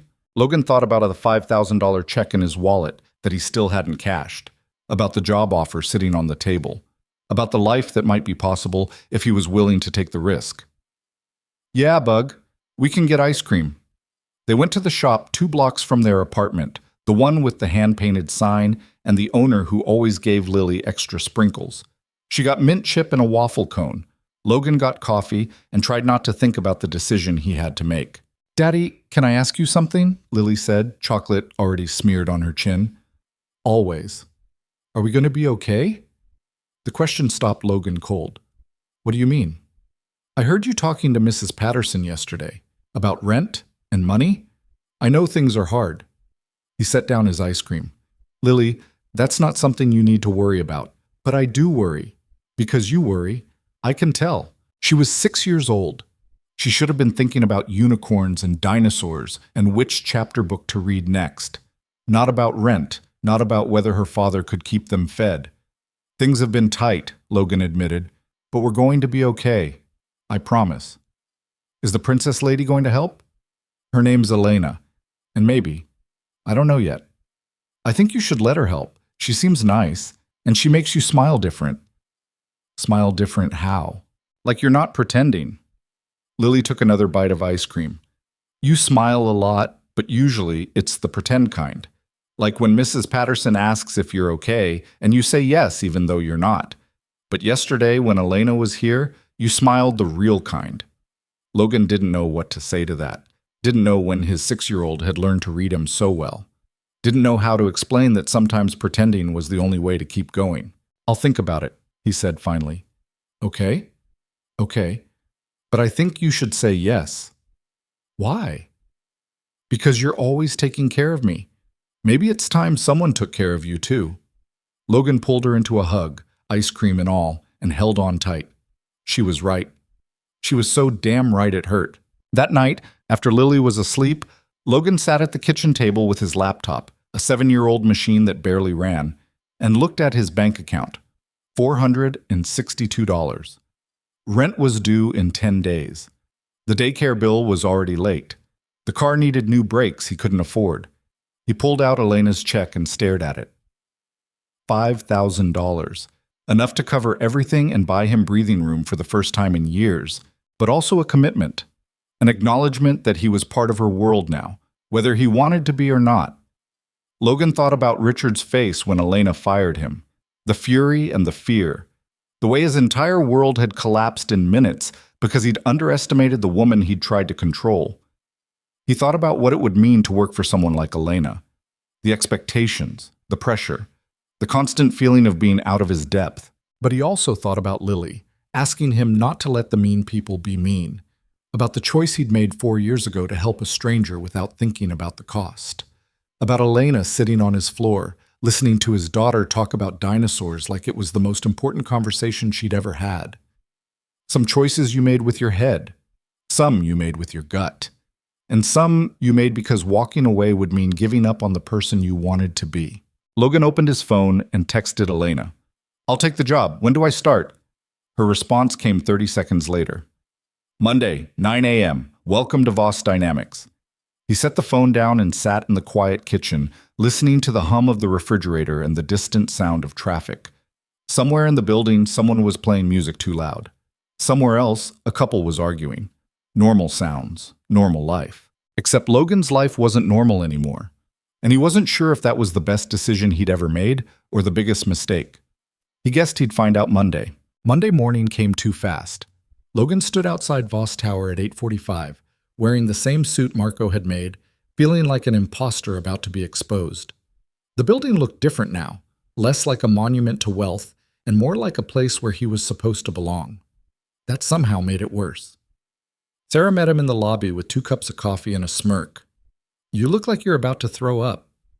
"I might." "Don't." Elena's already had 3 calls this morning from board members trying to walk back their votes. She doesn't need her new hire puking in the elevator. That's encouraging. Welcome to corporate warfare. It never actually ends. She handed Logan one of the coffees. "Come on, I'll show you your office." "I have an office." "You're a director-level consultant reporting to the CEO. Of course you have an office." They rode the elevator to the 40th floor, 2 below Elena's executive suite. The hallway was quieter here. Less foot traffic. More closed doors. Sarah led Logan to a corner office with windows overlooking the waterfront. It wasn't huge, but it was bigger than his entire apartment. There was a desk, a computer, bookshelves, and a small conference table. "This is mine?" Logan asked. "For now. If you screw up, we'll move you to a cubicle in the basement." She grinned. Kidding, mostly. Logan set his coffee down on the desk, trying to process the fact that he had a desk. "What am I supposed to do here?" "Elena wants you in her office at 9 for orientation. After that, Thomas will walk you through the legal framework for operational audits. Then you're meeting with department heads to introduce yourself." She paused. "Fair warning. Half of them think you're unqualified, and the other half think you're Elena's spy. Neither group is going to make this easy." "Great. Hey, you signed up for this? Own it." She left Logan alone in the office. He sat down in the leather chair behind the desk and spun it once, feeling ridiculous. Through the window, he could see ferries cutting across the sound, seagulls circling, the city waking up to another day. Somewhere out there, Lily was in her classroom learning multiplication. Somewhere out there, his old life was continuing without him. His phone buzzed. A text from Mrs. Patterson. "Lily got to school fine. She told everyone her dad works in a skyscraper now. She's very proud." Logan smiled despite the knot in his stomach and texted back a thank you. Then he stood, straightened his tie, and headed upstairs. Elena's office looked different in the morning light. Less imposing, more lived in. She was standing by the windows with her phone pressed to her ear, pacing while she talked. "I don't care what the journal is reporting," she said into the phone. "Our statement stands. Richard Harper retired to pursue other opportunities." That's the official line. "Yes, I understand they're digging. Let them dig. We've got nothing to hide." "Fine. Set up the interview for Thursday. But I'm not discussing internal personnel matters on the record." She hung up and turned to Logan. "Morning. Coffee?" "Sarah already got me one." "Good. You'll need it." She gestured to the chairs by her desk. "Sit. We need to talk about what happens next." Logan sat. She pulled a folder from her desk and slid it across to him. "This is your contract. Standard terms, everything we discussed Friday, 80,000 base, full benefits, performance bonuses tied to audit outcomes. Read it tonight, sign it tomorrow if you're comfortable." Logan opened the folder. The contract was 20 pages of dense legal language that might as well have been written in another language. "You should have a lawyer look at this," Elena said. "Thomas can recommend someone if you don't have one." "I don't have one." "Then I'll have Thomas set it up. Don't sign anything until you've had independent counsel review it. I mean that. You're the one offering me the job. Why do you care if I get screwed by the contract?" "'Cause if you feel screwed 6 months from now, you'll leave. And I need you here, doing this work, without resentment clouding your judgment." She leaned back. "Also, it's the right thing to do. I've seen too many people get taken advantage of because they didn't know better." I'm not doing that to you. Logan closed the folder. Okay, I'll get a lawyer. Good. Now let's talk about your actual job. She pulled up a document on her laptop and turned the screen toward Logan. Voss Dynamics has 14 divisions, 230 employees, an annual revenue of $800 million. Over the next 6 months, I want you to audit every major operational process we have. Procurement, HR, finance, R&D, everything. That's insane. I can't. You can, and you will. Because right now, I don't trust anyone in this company except Sarah, Thomas, Rebecca, and you. Richard had 30 years to build his network, plant his people, create systems that benefited him instead of us. I need to know where the rot goes. What if it's everywhere? Then we burn it down and start over. But I need to know. She met Logan's eyes. Logan, I'm not asking you to be an accountant or a lawyer or a process engineer. I'm asking you to be a bullshit detector. Look at how things work. Ask why they work that way. Find the places where people are lying, cutting corners, or protecting their turf at the company's expense. And when I find those places, you report to me, directly. No one else sees your findings until I do. Then we decide together how to fix it. People are going to hate me. Yes, they are. Can you handle that? Logan thought about the board meeting, about Richard's face when he called out his numbers, about the fact that he'd already made enemies just by showing up. Yeah, he said, I can handle it. Then let's get started. The first week was brutal. Thomas walked Logan through the legal framework for audits, what he could and couldn't access, how to document findings, what constituted evidence versus speculation. Rebecca gave him crash courses in corporate strategy, teaching him how to read financial statements, understand org charts, and spot red flags in budget allocations. Sarah handed him a stack of files 3 feet high and told him to start reading. The department heads were worse. Logan met with each of them individually, introducing himself and explaining his role. Most were polite but cold, answering his questions with the minimum information necessary.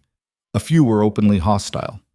The head of procurement, a man named Gerald with a comb-over and a superiority complex, actually laughed when Logan asked about his vendor selection process. You want me to explain procurement to a delivery driver? He said. Former delivery driver, and yeah, I do. This is absurd. Elena's lost her mind.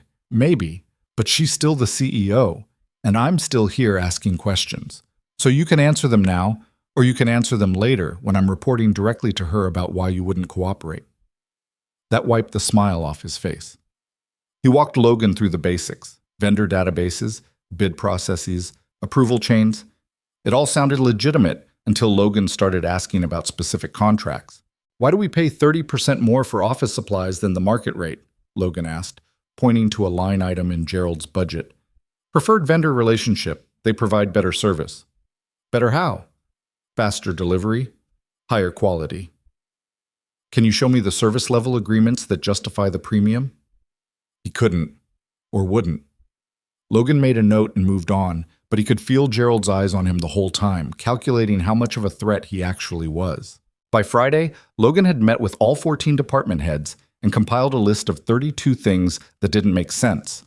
Some were probably innocent, inefficiencies born from legacy systems or bureaucratic inertia, but others felt deliberate. Contracts that paid above market rates to vendors owned by shell companies.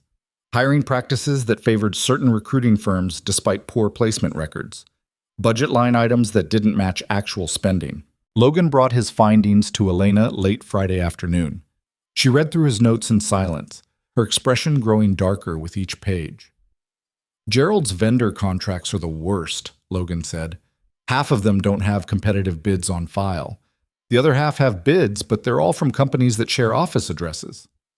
So they're fake or coordinated.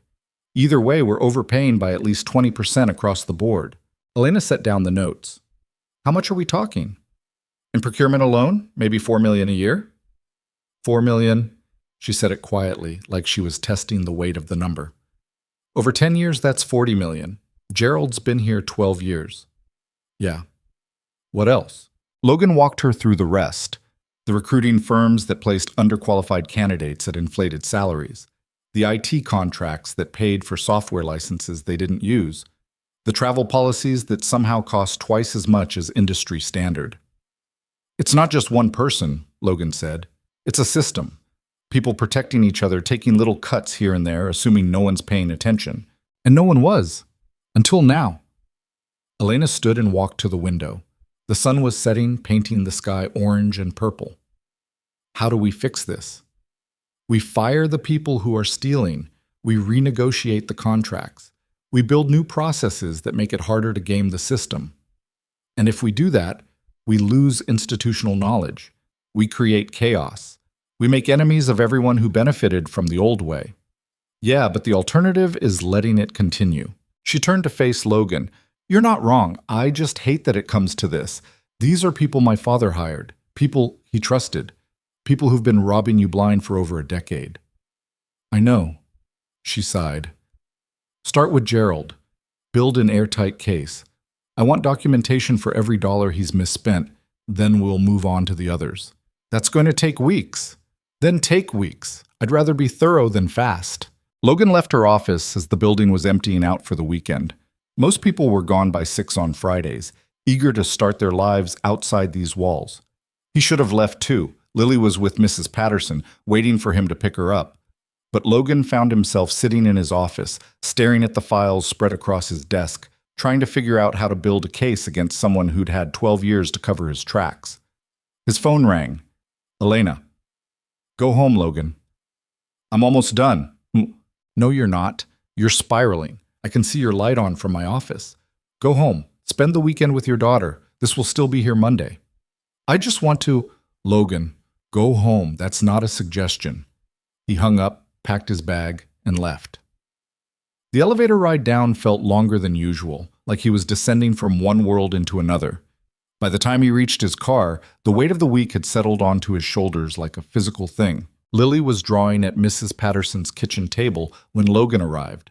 She looked up, saw his face, and immediately ran over. Bad day? She asked.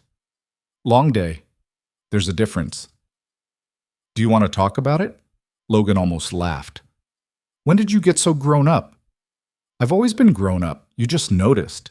She grabbed her backpack. Can we get pizza for dinner? Yeah, Bug, we can get pizza. They went to the place down the street, the one with the checkered tablecloths and the owner who always asked about Lily's school. She got pepperoni. Logan got a beer he probably shouldn't have and tried not to think about Gerald's spreadsheets or Richard's shell companies or the fact that he'd signed up to spend the next 6 months digging through other people's corruption. Daddy, can I tell you something? Lily asked, cheese stringing from her mouth to the slice. Always. Some of the kids at school said you must be rich now because you work in a fancy building. We're not rich, Lily. I know. I told them that, but they didn't believe me. She took another bite. Are we going to be rich? I don't know. Maybe, if I don't screw this up. You won't screw it up. You're really good at your job. I've had this job for 1 week. You don't know if I'm good at it. Yes, I do, because you care about getting it right. That's what makes someone good at something. Logan reached across the table and ruffled her hair. When did you get so smart? I've always been smart. You just noticed. The weekend passed too quickly. Saturday. Logan took Lily to the aquarium because she'd been asking for weeks, and he finally had money to afford it. They spent 3 hours watching jellyfish drift and sea otters play, and for a little while Logan forgot about procurement fraud and vendor kickbacks, and all the ways people found to steal from each other. Sunday he made the mistake of opening his laptop. He told himself he'd just review one file. Just check one thing. But 3 hours later, he was deep in Gerald's vendor contracts, cross-referencing shell company addresses and corporate filings, and Lily had to physically close his laptop to get his attention. You're doing it again, she said. Doing what? The thing where you disappear into your work and forget I exist. I wasn't... Logan stopped. She was right. I'm sorry, Bug. It's okay. But can we do something together? Like watch a movie or play a game? They watched a movie. Some animated thing about a girl who discovers she has magic powers and has to save her village. Lily loved it. Logan fell asleep 20 minutes in and woke up to her poking his shoulder during the credits. You missed the best part, she said. Sorry, long week. I know, but you're here now. That's what matters. Monday morning, Logan was back at his desk by 8, diving into Gerald's files with fresh eyes. Sarah stopped by around 9 with coffee and bad news. Gerald knows you're investigating him, she said. How? Because you've requested 12 years of vendor contracts, and he's not an idiot. He went to Elena this morning claiming you're on a witch hunt. What did she say? She told him to cooperate fully or start looking for a new job. He's not happy. I don't care if he's happy. I care if he's stealing. Oh, he's definitely stealing. I ran some preliminary checks on those shell companies. 3 of them are registered to his brother-in-law, 2 more to his wife's cousin. Logan sat back in his chair. So it's not just kickbacks, it's fraud. Yep, and if we can prove it, we can prosecute. Criminal charges, not just termination. Does Elena know? Not yet. I wanted to confirm before we brought it to her. But Logan, this is big. If Gerald goes down, he's going to take other people with him, and they're going to fight back. Let them fight. Sarah studied him for a moment. You're different than you were 2 weeks ago. More confident, less apologetic. Is that bad? No, it's good. Just don't let it make you reckless. These people play for keeps. She left, and Logan went back to the files. By lunch, he had enough evidence to bury Gerald 3 times over. Fake bids, inflated invoices, payments to companies that didn't exist. It was almost insulting how sloppy he'd been, like he never expected anyone to actually look. Logan was compiling his findings when his office door opened. Gerald stood there, his face red, his hands clenched into fists. You need to stop, he said. Logan looked up calmly. Stop what? This witch hunt, this vendetta. I don't know what Elena promised you, but you're making a mistake. I'm doing my job, that's all. Your job is to make me look bad so she can justify bringing in her own people. I see what this is. What you see is 12 years of fraud finally catching up to you. Logan gestured to the files on his desk. You've been stealing from this company since before I knew it existed, and now you're going to pay for it. You have no idea who you're dealing with. Actually, I do. You're a middle manager who got greedy and thought no one would notice. You're not special, Gerald. You're just crooked. His face went from red to purple. I've been with this company longer than you've been alive, and you spent that time building a system to rob it. Congratulations. Now get out of my office before I have security remove you. He didn't move. They stared at each other across the desk, and Logan saw the exact moment Gerald realized he wasn't backing down. He turned and walked out without another word, slamming the door hard enough to rattle the frame. Sarah appeared 30 seconds later. I heard that from down the hall. You okay? Fine. He threatened you. Not explicitly, just implied consequences. That's still a threat. You need to report this to Thomas. I will, after I finish the audit. I'm not giving him any excuse to claim I'm biased or vindictive. Logan, Sarah, I appreciate the concern, but I've dealt with worse than Gerald. I'll be fine. She didn't look convinced, but she left Logan alone. He worked through lunch, through the afternoon, through the time he should have left to pick up Lily. Mrs. Patterson texted that she had her and he shouldn't rush. Logan texted back thanks and kept working. By 7 p.m., he had a document 43 pages long detailing every fraudulent contract Gerald had executed over the past 12 years. Total theft, $6.2 million. Logan saved it, backed it up to 3 different locations, and sent a copy to Elena with a simple subject line. Gerald findings, complete. Her response came 2 minutes later. My office, now. Logan took the elevator up, carrying a printed copy of the report. Elena's door was open. She was sitting at her desk with Thomas and Rebecca, all 3 of them looking grim. Close the door, Elena said. Logan did. She gestured to a chair. He sat. Gerald went to the board this afternoon, Thomas said. He's claiming you're harassing him, creating a hostile work environment. He wants you fired. On what grounds? Aggressive questioning, unsubstantiated accusations, overreach of authority. Thomas slid a document across the desk. He filed a formal complaint. It goes to the board for review. Let them review it. I've got 6 million reasons why he should be in jail, not filing complaints. Elena picked up Logan's report. You're sure about this? Every number, every contract, every accusation? I've triple-checked everything. It's solid. And then we move forward. Thomas, draft termination paperwork. Rebecca, start the process for criminal referral. I want Gerald arrested before he has time to destroy evidence. Elena, if we do this, the board is going to push back. Rebecca said carefully. Gerald's complaint gives them cover to question your judgment. They'll say you're being reckless, vindictive, too aggressive. Let them say it. I've got documentation. Documentation can be disputed. Narratives can be spun. You need to be prepared for this to get ugly. It's already ugly. It's been ugly for years. We just stopped pretending. Elena looked at Logan. Logan, are you prepared to testify if this goes to court? Yes. Are you prepared to have your life picked apart by defense attorneys trying to discredit you? Logan thought about that. About what it would mean to sit in a courtroom while lawyers called him unqualified, biased, a fraud himself. About Lily hearing those things. About the possibility that he'd come this far only to be destroyed by people better at this game than he'd ever be. Yes, he said again. Elena smiled faintly. Then we're doing this. Thomas, make it happen. Gerald was escorted out of the building the next morning by police. They came at 8 a.m. before most employees arrived, but word spread fast. By 9, everyone knew. By 10, the whispers had turned into open speculation. By lunch, 3 other department heads had submitted their resignations. They're running, Sarah said, standing in Logan's office doorway. Gerald's arrest spooked them. Good. Let them run. Makes it easier to figure out who's dirty. Elena wants to see you. Logan followed her upstairs. Elena's office was full, board members, lawyers, people Logan didn't recognize. The energy was tense, hostile. Elena stood by her desk, arms crossed, looking like she was ready for war. Logan, these are representatives from our insurance carrier and our outside legal counsel, she said. They have concerns about the Gerald situation. A woman in her 50s with sharp features and sharper eyes stepped forward. Mr. Reed, I'm Catherine Mills, senior partner at Holbrook & Mills. We represent Voss Dynamics in all litigation matters. I need to understand the basis for your audit findings.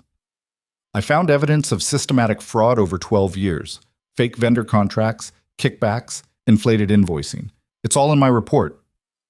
And your qualifications for conducting this audit? I'm a director-level operational consultant hired by Ms. Voss. With what background? What credentials? None. I look at processes and ask questions, that's all. Catherine's expression tightened. Mr. Reed, Gerald Thompson has been with this company for 12 years. He has an MBA from Wharton, 25 years of procurement experience, and an unblemished record. You've been here 2 weeks. Do you really expect me to believe he's the fraud and you're the hero? I don't care what you believe. The evidence speaks for itself. Evidence you gathered. Evidence that could be disputed, misinterpreted, or entirely fabricated by someone with an agenda. I don't have an agenda. Don't you? You're a delivery driver who walked into a CEO's office and convinced her to give you a 6-figure job. Some might say you have every incentive to justify that decision by manufacturing a crisis. The room went silent. Logan felt every eye on him, waiting to see if he'd crack. You're right, he said quietly. I'm not qualified. I don't have credentials. I don't have experience. All I have is a stack of documents showing that Gerald Thompson stole $6 million from this company. If you want to dispute that, dispute the documents. But don't stand here and pretend my background changes the numbers. Catherine stared at Logan. Then she turned to Elena. If we prosecute Gerald and lose, the board will hold you responsible. This could cost you your position. Then I'll lose my position, but I'm not letting him walk because it's politically convenient. Elena, we're done here. Thank you for your counsel. I'll take it under advisement. Elena's tone made it clear they were dismissed. Catherine and her team left. The room emptied until it was just Elena, Thomas, and Logan. That went well, Thomas said dryly. They're scared, Elena said. Good. They should be. If Gerald stole $6 million, others stole more. I want them all looking over their shoulders. You're gambling everything on Logan's findings, Thomas pointed out. If he's wrong, I'm not wrong, Logan said. But if you are, Elena loses the company. The board removes her. Richard's faction takes over. Everything we fought for disappears. Then I better not be wrong. Thomas looked at Elena. She nodded once. He sighed and left. You know he's right, Elena said when they were alone. If this falls apart, I'm finished. It won't fall apart. You sound very confident for someone who's been doing this job for 2 weeks. I'm confident because I've checked the work. Gerald's guilty. The evidence is there. It's not going anywhere. She walked to the window, looking out at the city. I keep thinking about my father, about how much he trusted people. how he built this company on relationships and loyalty, and how that trust made it easy for people like Gerald to steal from him. You can't blame yourself for that. I don't. I blame them. But I also wonder if I'm just like him, trusting the wrong people, building something that's rotting from the inside. You're not. You saw the rot, and you're cutting it out. That's the opposite of what he did. She turned to face Logan. What if you're the wrong person to trust? What if Catherine's right, and I gave you this job because I wanted to believe you're different, but you're just another angle I can't see yet? The question hit harder than Logan expected. Not because he thought she was right, but because he understood why she'd ask it. I can't prove I'm trustworthy, he said. Not with words, only with time. So either you believe me now, or you wait and see. But I'm not going anywhere, and I'm not lying to you. She studied him for a long moment. Then she smiled, small and sad. I believe you. I don't know why, but I do.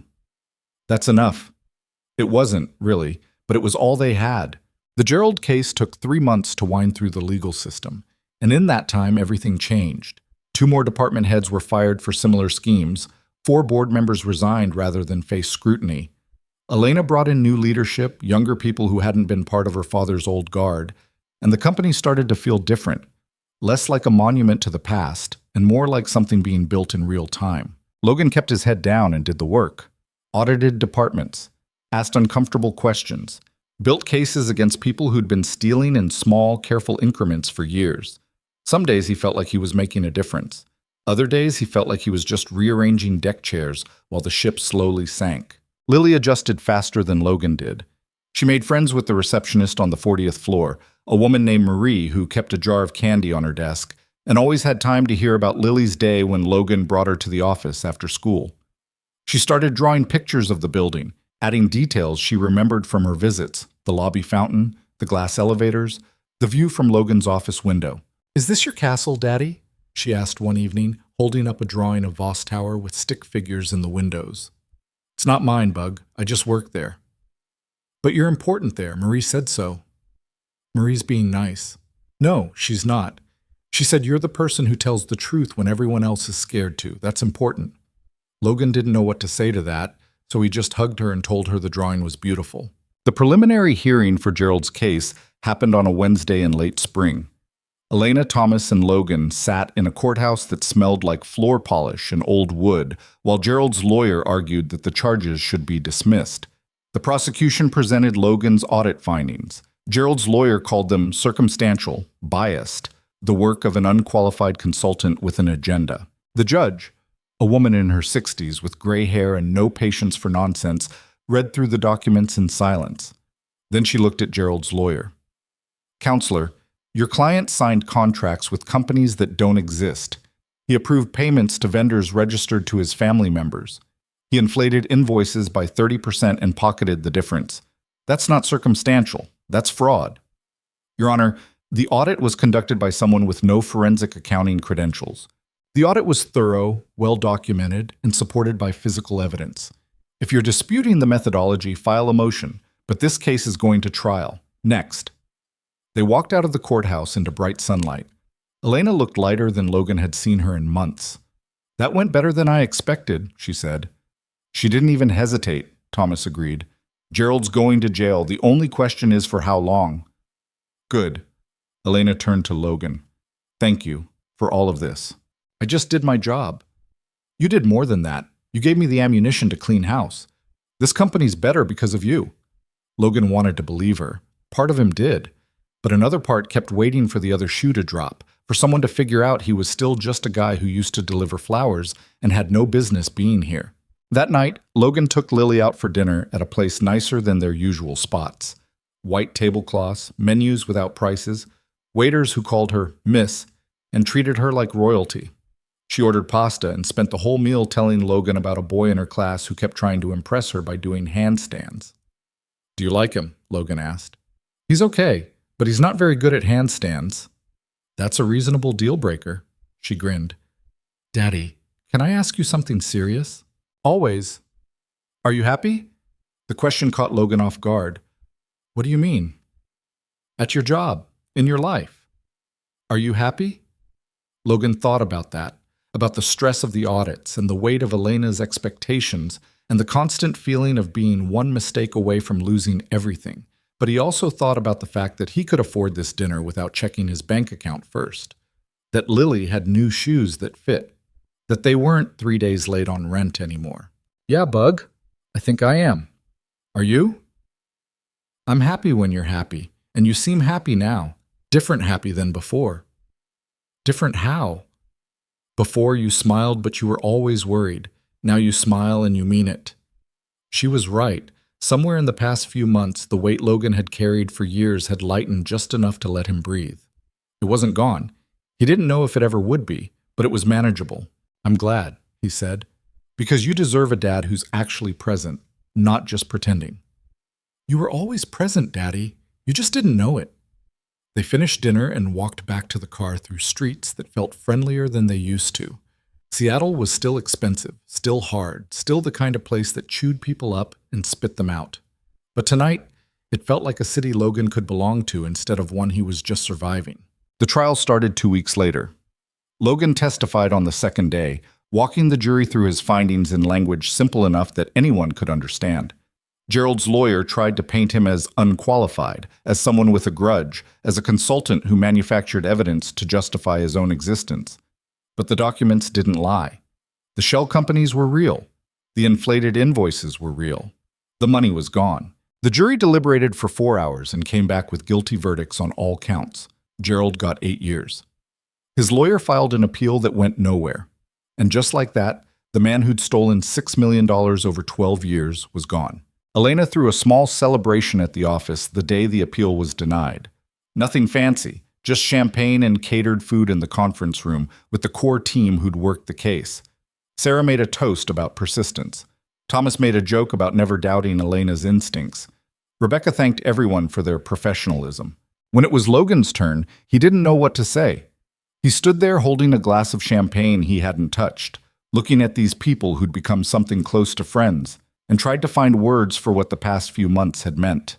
I'm not good at speeches, he said finally, but I want to say thank you for taking a chance on someone who had no business being here, for trusting me when you had every reason not to, for teaching me how to do this job. He looked at Elena, and for reminding me that doing the right thing actually matters sometimes. Elena raised her glass. To doing the right thing, even when it's hard, especially when it's hard.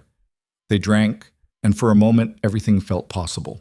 That feeling lasted until the following Monday, when Elena called Logan into her office with an expression he couldn't read.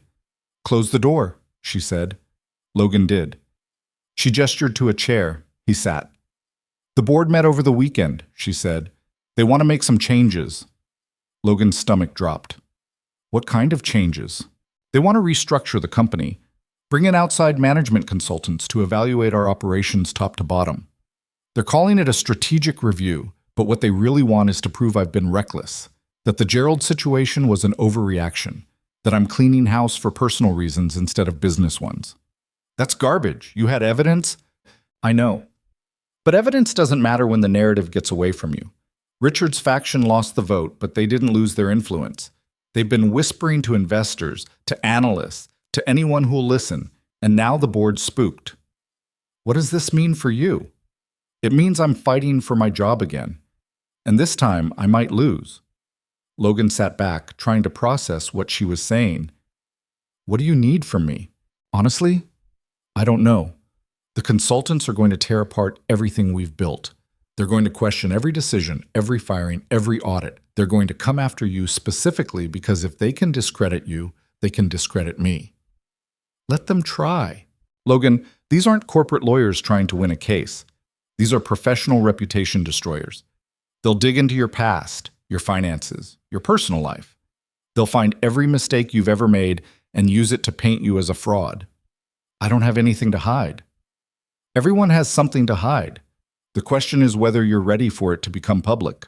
Logan thought about Lily's mother, about the fact that she'd left without explanation and never looked back, about the restraining order he'd had to file when she showed up drunk at their apartment 2 years ago demanding money, about all the small failures and desperate choices that made up a life lived on the margins.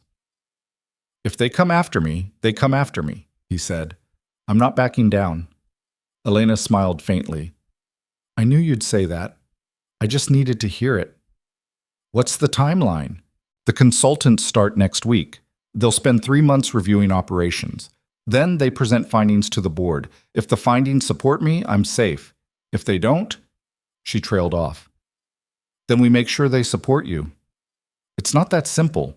These consultants are hired guns. They find what they're paid to find. And the board members funding this review aren't paying for good news. Then we give them facts they can't dispute. We open every door, answer every question, show them exactly how much we've improved since Richard left. And if that's not enough, then we fight anyway, because the alternative is letting them win. She stood and walked to the window, looking out at the city she was trying so hard to protect. You know what the hardest part of all this is? Not the board, not the lawyers, not even the possibility of losing. It's the loneliness. My father always had people he could trust, advisors, friends, allies. I don't have that. I have Thomas and Sarah and Rebecca and you. And sometimes I wonder if that's enough. It's enough. Those 4 people are worth more than 100 who only stick around when it's convenient. You really believe that? Yeah, I do. She turned to face Logan, and for the first time since he'd met her, she looked vulnerable. Not weak, never weak, but human in a way she usually kept hidden. Can I tell you something? She asked. Of course. When you walked into my office that first day, soaking wet and holding those flowers, I almost sent you away. I was so wrapped up in my own problems, so tired of people wanting things from me, that I couldn't see past it. But then I read David's card, and something shifted.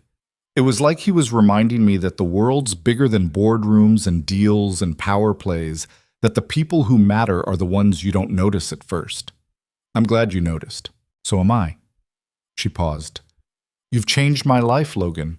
I need you to know that. Not because you caught Gerald or helped me fight Richard, but because you reminded me what it feels like to trust someone. Really trust them, without calculation or strategy or fear of being betrayed. Logan didn't know what to say. The weight of her words settled over him like something both precious and terrifying.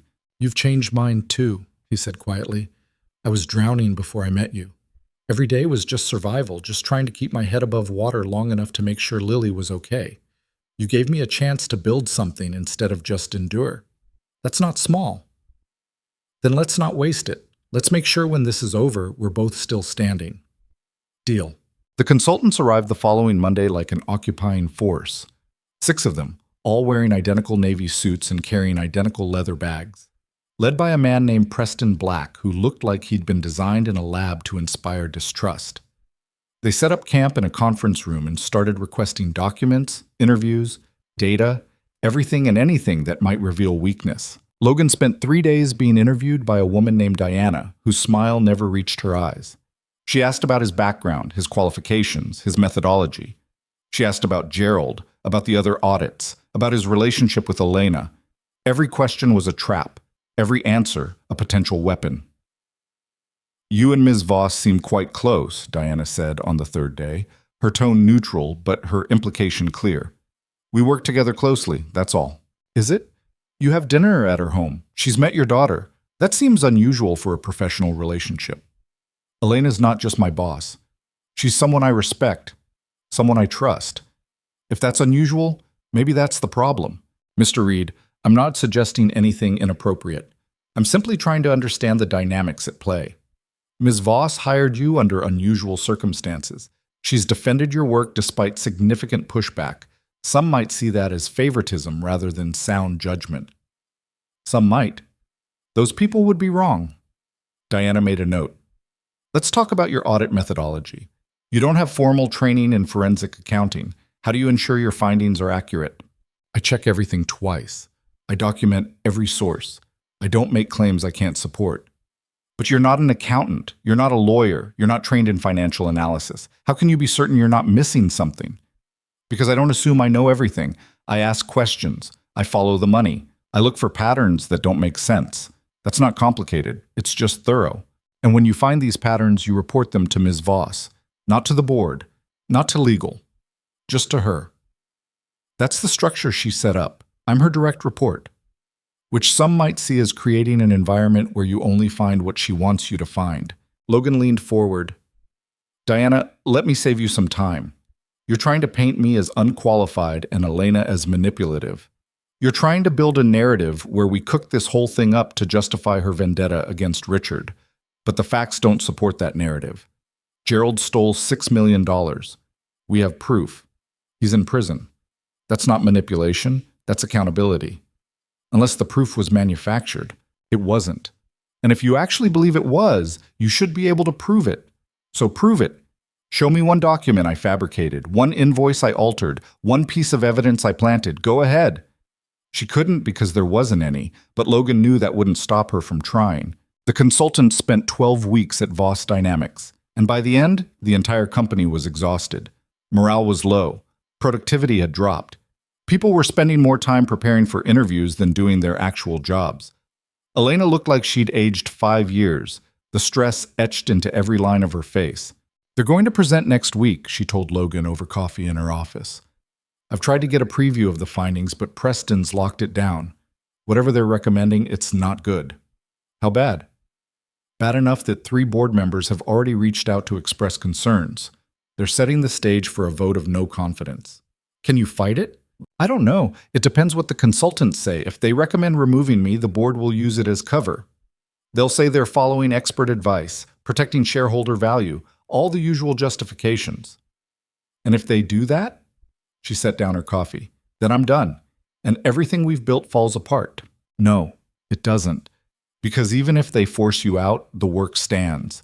The corruption's gone. The systems are cleaner. The company's stronger. That doesn't disappear just because you're not in charge. But someone else will be. Someone who'll undo it all. Bring back the old guard, the old ways. Make it like I was never here. Then we make sure they can't do that. We document everything. We build systems they can't dismantle. We make it so the next person has no choice but to keep going in the direction you started. She looked at Logan with something like hope. You think that's possible? I think it's worth trying. The presentation happened on a Thursday afternoon in the main boardroom. The entire board was there, along with Elena, Thomas, Sarah, Rebecca, and Logan.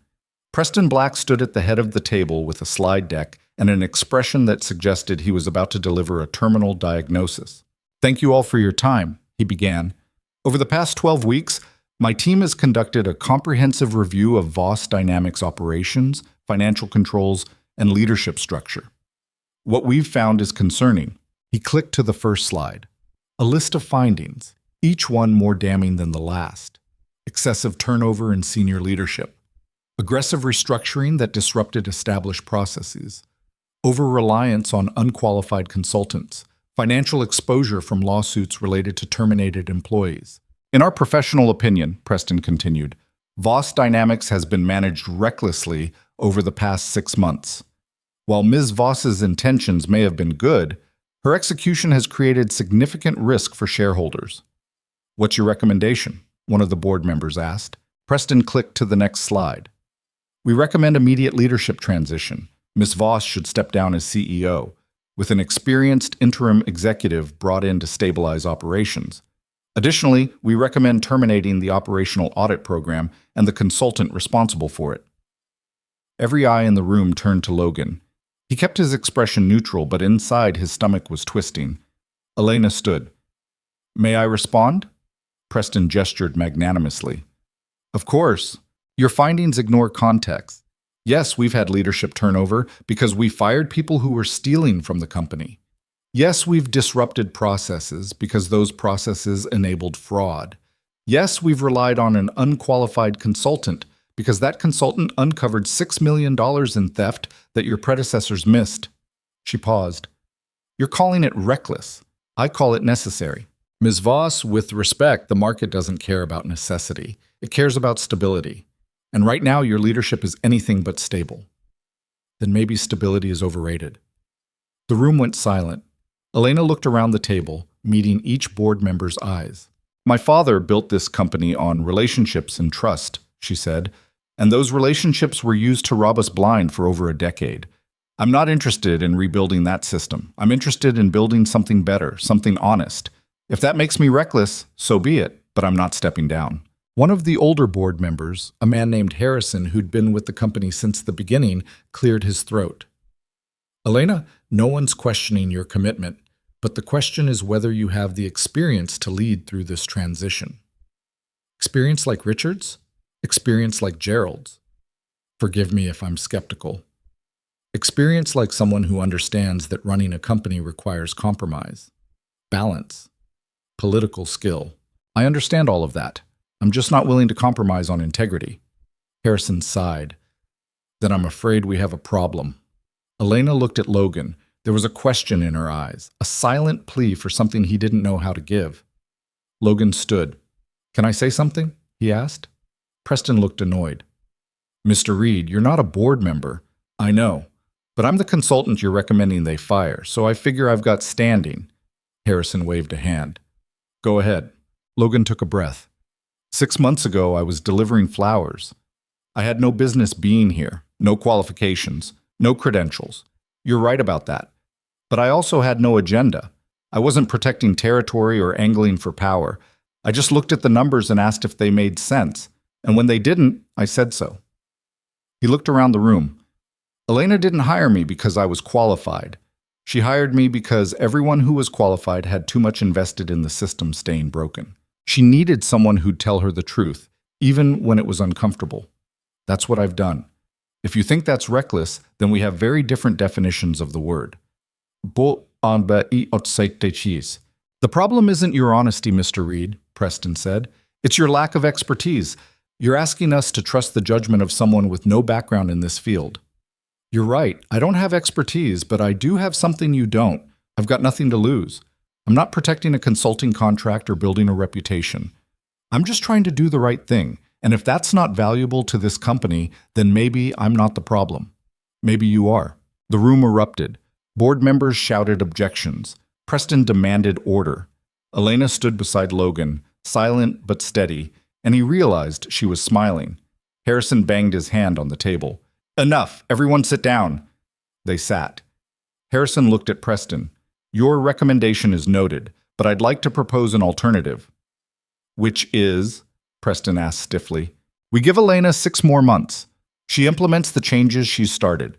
We monitor progress closely, and at the end of 6 months, we evaluate. If the company's stronger, she stays. If it's not, she goes. But we don't make that decision based on a consultant's opinion. We make it based on results. There was a long pause. Then, one by one, the board members nodded. All in favor? Harrison asked. The vote was 11-3. Elena had her 6 months. Preston looked like he'd swallowed glass. I'll prepare a revised report reflecting the board's decision. You do that, Harrison said. Meeting adjourned. They filed out of the boardroom. Elena pulled Logan aside in the hallway, her eyes bright. Thank you, she said. I didn't do anything. Harrison made the call. You gave him a reason to. You stood up when you didn't have to. That mattered. What happens now? Now we have 6 months to prove them wrong. Think you're up for it? Yeah, I think I am. She squeezed Logan's arm once, then headed back to her office. Logan stood in the hallway for a moment, trying to process what had just happened. 6 more months. 6 more months to build something that might actually last. His phone buzzed. A text from Lily. Mrs. Patterson says you're doing something important today. Did it go okay? Logan texted back. Yeah, Bug. It went okay. Good. I'm proud of you. He smiled and headed back to his office. There was work to do. The next 6 months were a blur. They restructured departments, implemented new controls, brought in fresh leadership that actually cared about doing the job right instead of just protecting their positions. The company started to hum in a way it hadn't before. Efficient, purposeful, honest. Revenue climbed. Employee satisfaction improved. The stock price stabilized. And slowly, Elena started to relax. Not completely. She'd probably never be the kind of person who fully let her guard down. But enough to smile more. To take weekends off. To show up at Logan's apartment on a random Tuesday with pizza and homework help for Lily. You don't have to do this, Logan told her the 3rd time it happened. I know, but I want to. Is that okay? Lily answered before Logan could. It's very okay. We like having you here. I like being here, Elena said, and she meant it. The board meeting at the end of the 6 months was almost anticlimactic. Harrison presented the results. Revenue up 18%, operational costs down 12%, employee retention at a 5-year high. The consultant's predictions had been wrong. The company wasn't just stable, it was thriving. "I move that we extend Ms. Voss's tenure as CEO indefinitely," Harrison said. The vote was unanimous. Afterward, Elena took Logan, Sarah, Thomas, and Rebecca out for dinner at a restaurant where the waiters knew her by name and the wine cost more than Logan used to make in a week. They toasted to survival, to success, to the fact that they'd somehow pulled it off. "What's next?" Sarah asked. "More of the same," Elena said. "We keep building, keep improving, keep proving that doing it right is better than doing it easy." "Sounds exhausting," Thomas joked. "It is, but it's worth it." Later, after the others had left, Elena and Logan stood outside the restaurant while they waited for her car. "Can I ask you something?" she said. "Sure." "Why did you stay? After that first day, after the board meeting, after all the times you could have walked away? Why did you stay?"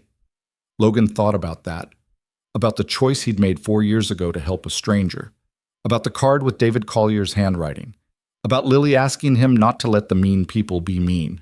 "Because it mattered," he said finally. "Because for the first time in a long time, I felt like I was doing something that actually made a difference, not just for me, but for other people. That's worth staying for." She nodded slowly. "I'm glad you did. I couldn't have done any of this without you." "Yeah, you could have. You just wouldn't have had as much fun." She laughed, and the sound was light and real. "True." Her car pulled up. She turned to Logan before getting in. "Logan, I know I'm your boss. I know there are lines we're supposed to maintain.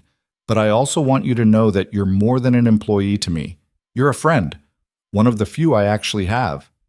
You're my friend too, and Lily's. She talks about you constantly." "Good. Because I plan to keep showing up with pizza and homework help, if that's okay." "It's more than okay." She smiled, got in the car, and drove away. Logan stood on the sidewalk for a while, watching the city move around him, thinking about how much had changed in less than a year. A year ago, he'd been invisible, just another person struggling to survive in a city that didn't care. Now he had a job he was good at, a daughter who was proud of him, a friend who trusted him with her company and her life. It wasn't perfect. Nothing ever was. There were still audits to finish, problems to solve, people who resented what they'd built. But it was real. It was honest. It was theirs. Logan pulled out his phone and texted Lily, "On my way home, want to watch a movie?" Her response came immediately. "Yes, can we watch the one about the girl with magic powers? The one you made me watch 5 times already? It's a good movie, Daddy. You just don't appreciate it." Logan smiled. "Okay, bug. One more time." He started walking toward the parking garage, past the glass towers, and the expensive restaurants, and the people who belonged to this world in ways he was still learning. But for the first time, he didn't feel like an outsider looking in. He felt like someone who'd earned his place. The world operates on a simple truth most people miss. The ones who change everything are usually the ones nobody expected to matter. Not the experts with credentials hanging on their walls, not the insiders who speak the language and know the right hands to shake. The delivery drivers, the consultants with no pedigree, the single parents just trying to keep food on the table. They're easy to overlook, easy to dismiss, easy to underestimate, but they're also the ones who understand what real stakes feel like. Who know that integrity isn't a buzzword you deploy in meetings. It's the only currency that holds value when everything else collapses. Who choose to do the right thing not because it advances their career, but because someone has to, and no one else is stepping up. Elena had learned that lesson the hard way. She'd built her walls high, calculated every move, protected herself from betrayal by trusting no one. And those same instincts had nearly cost her everything. What saved her wasn't strategy or power or her father's legacy. It was Logan, a stranger who stopped to help because stopping was right, who asked uncomfortable questions because the answers mattered more than comfort, who stood beside her not for what he could gain, but because that's who he'd decided to be. People talk about transformation like it's a thunderbolt moment, a single decision that rewrites your life. But the real transformations happen in the accumulation of small choices. The decision to trust when every experience tells you not to speak up when silence would be safer, to believe that ordinary people can accomplish extraordinary things, if they care enough to try. Logan drove home through the city lights, thinking about David Collier and a choice made 4 years ago on a random sidewalk. That choice had rippled forward in ways he never could have predicted, leading him here, to this life, to this moment where everything felt both fragile and unbreakable at the same time. He got to his car and sat behind the wheel, looking at the building where he worked, where he belonged. It wasn't perfect. Neither was he. But together they were building something that might actually last. His phone buzzed one more time, a text from Elena. "Thank you for everything. See you Monday." Logan texted back, "See you Monday." Then he drove home to his daughter, to their small apartment that finally felt like enough, to the life they'd built together from nothing but stubbornness and hope and the refusal to give up. The city lights blurred past the windows as he drove, and for the first time in longer than he could remember, Logan wasn't thinking about what might go wrong. He was thinking about what might go right, about the future they were building, one honest choice at a time. That was enough. It had to be. And somehow, impossibly, it was.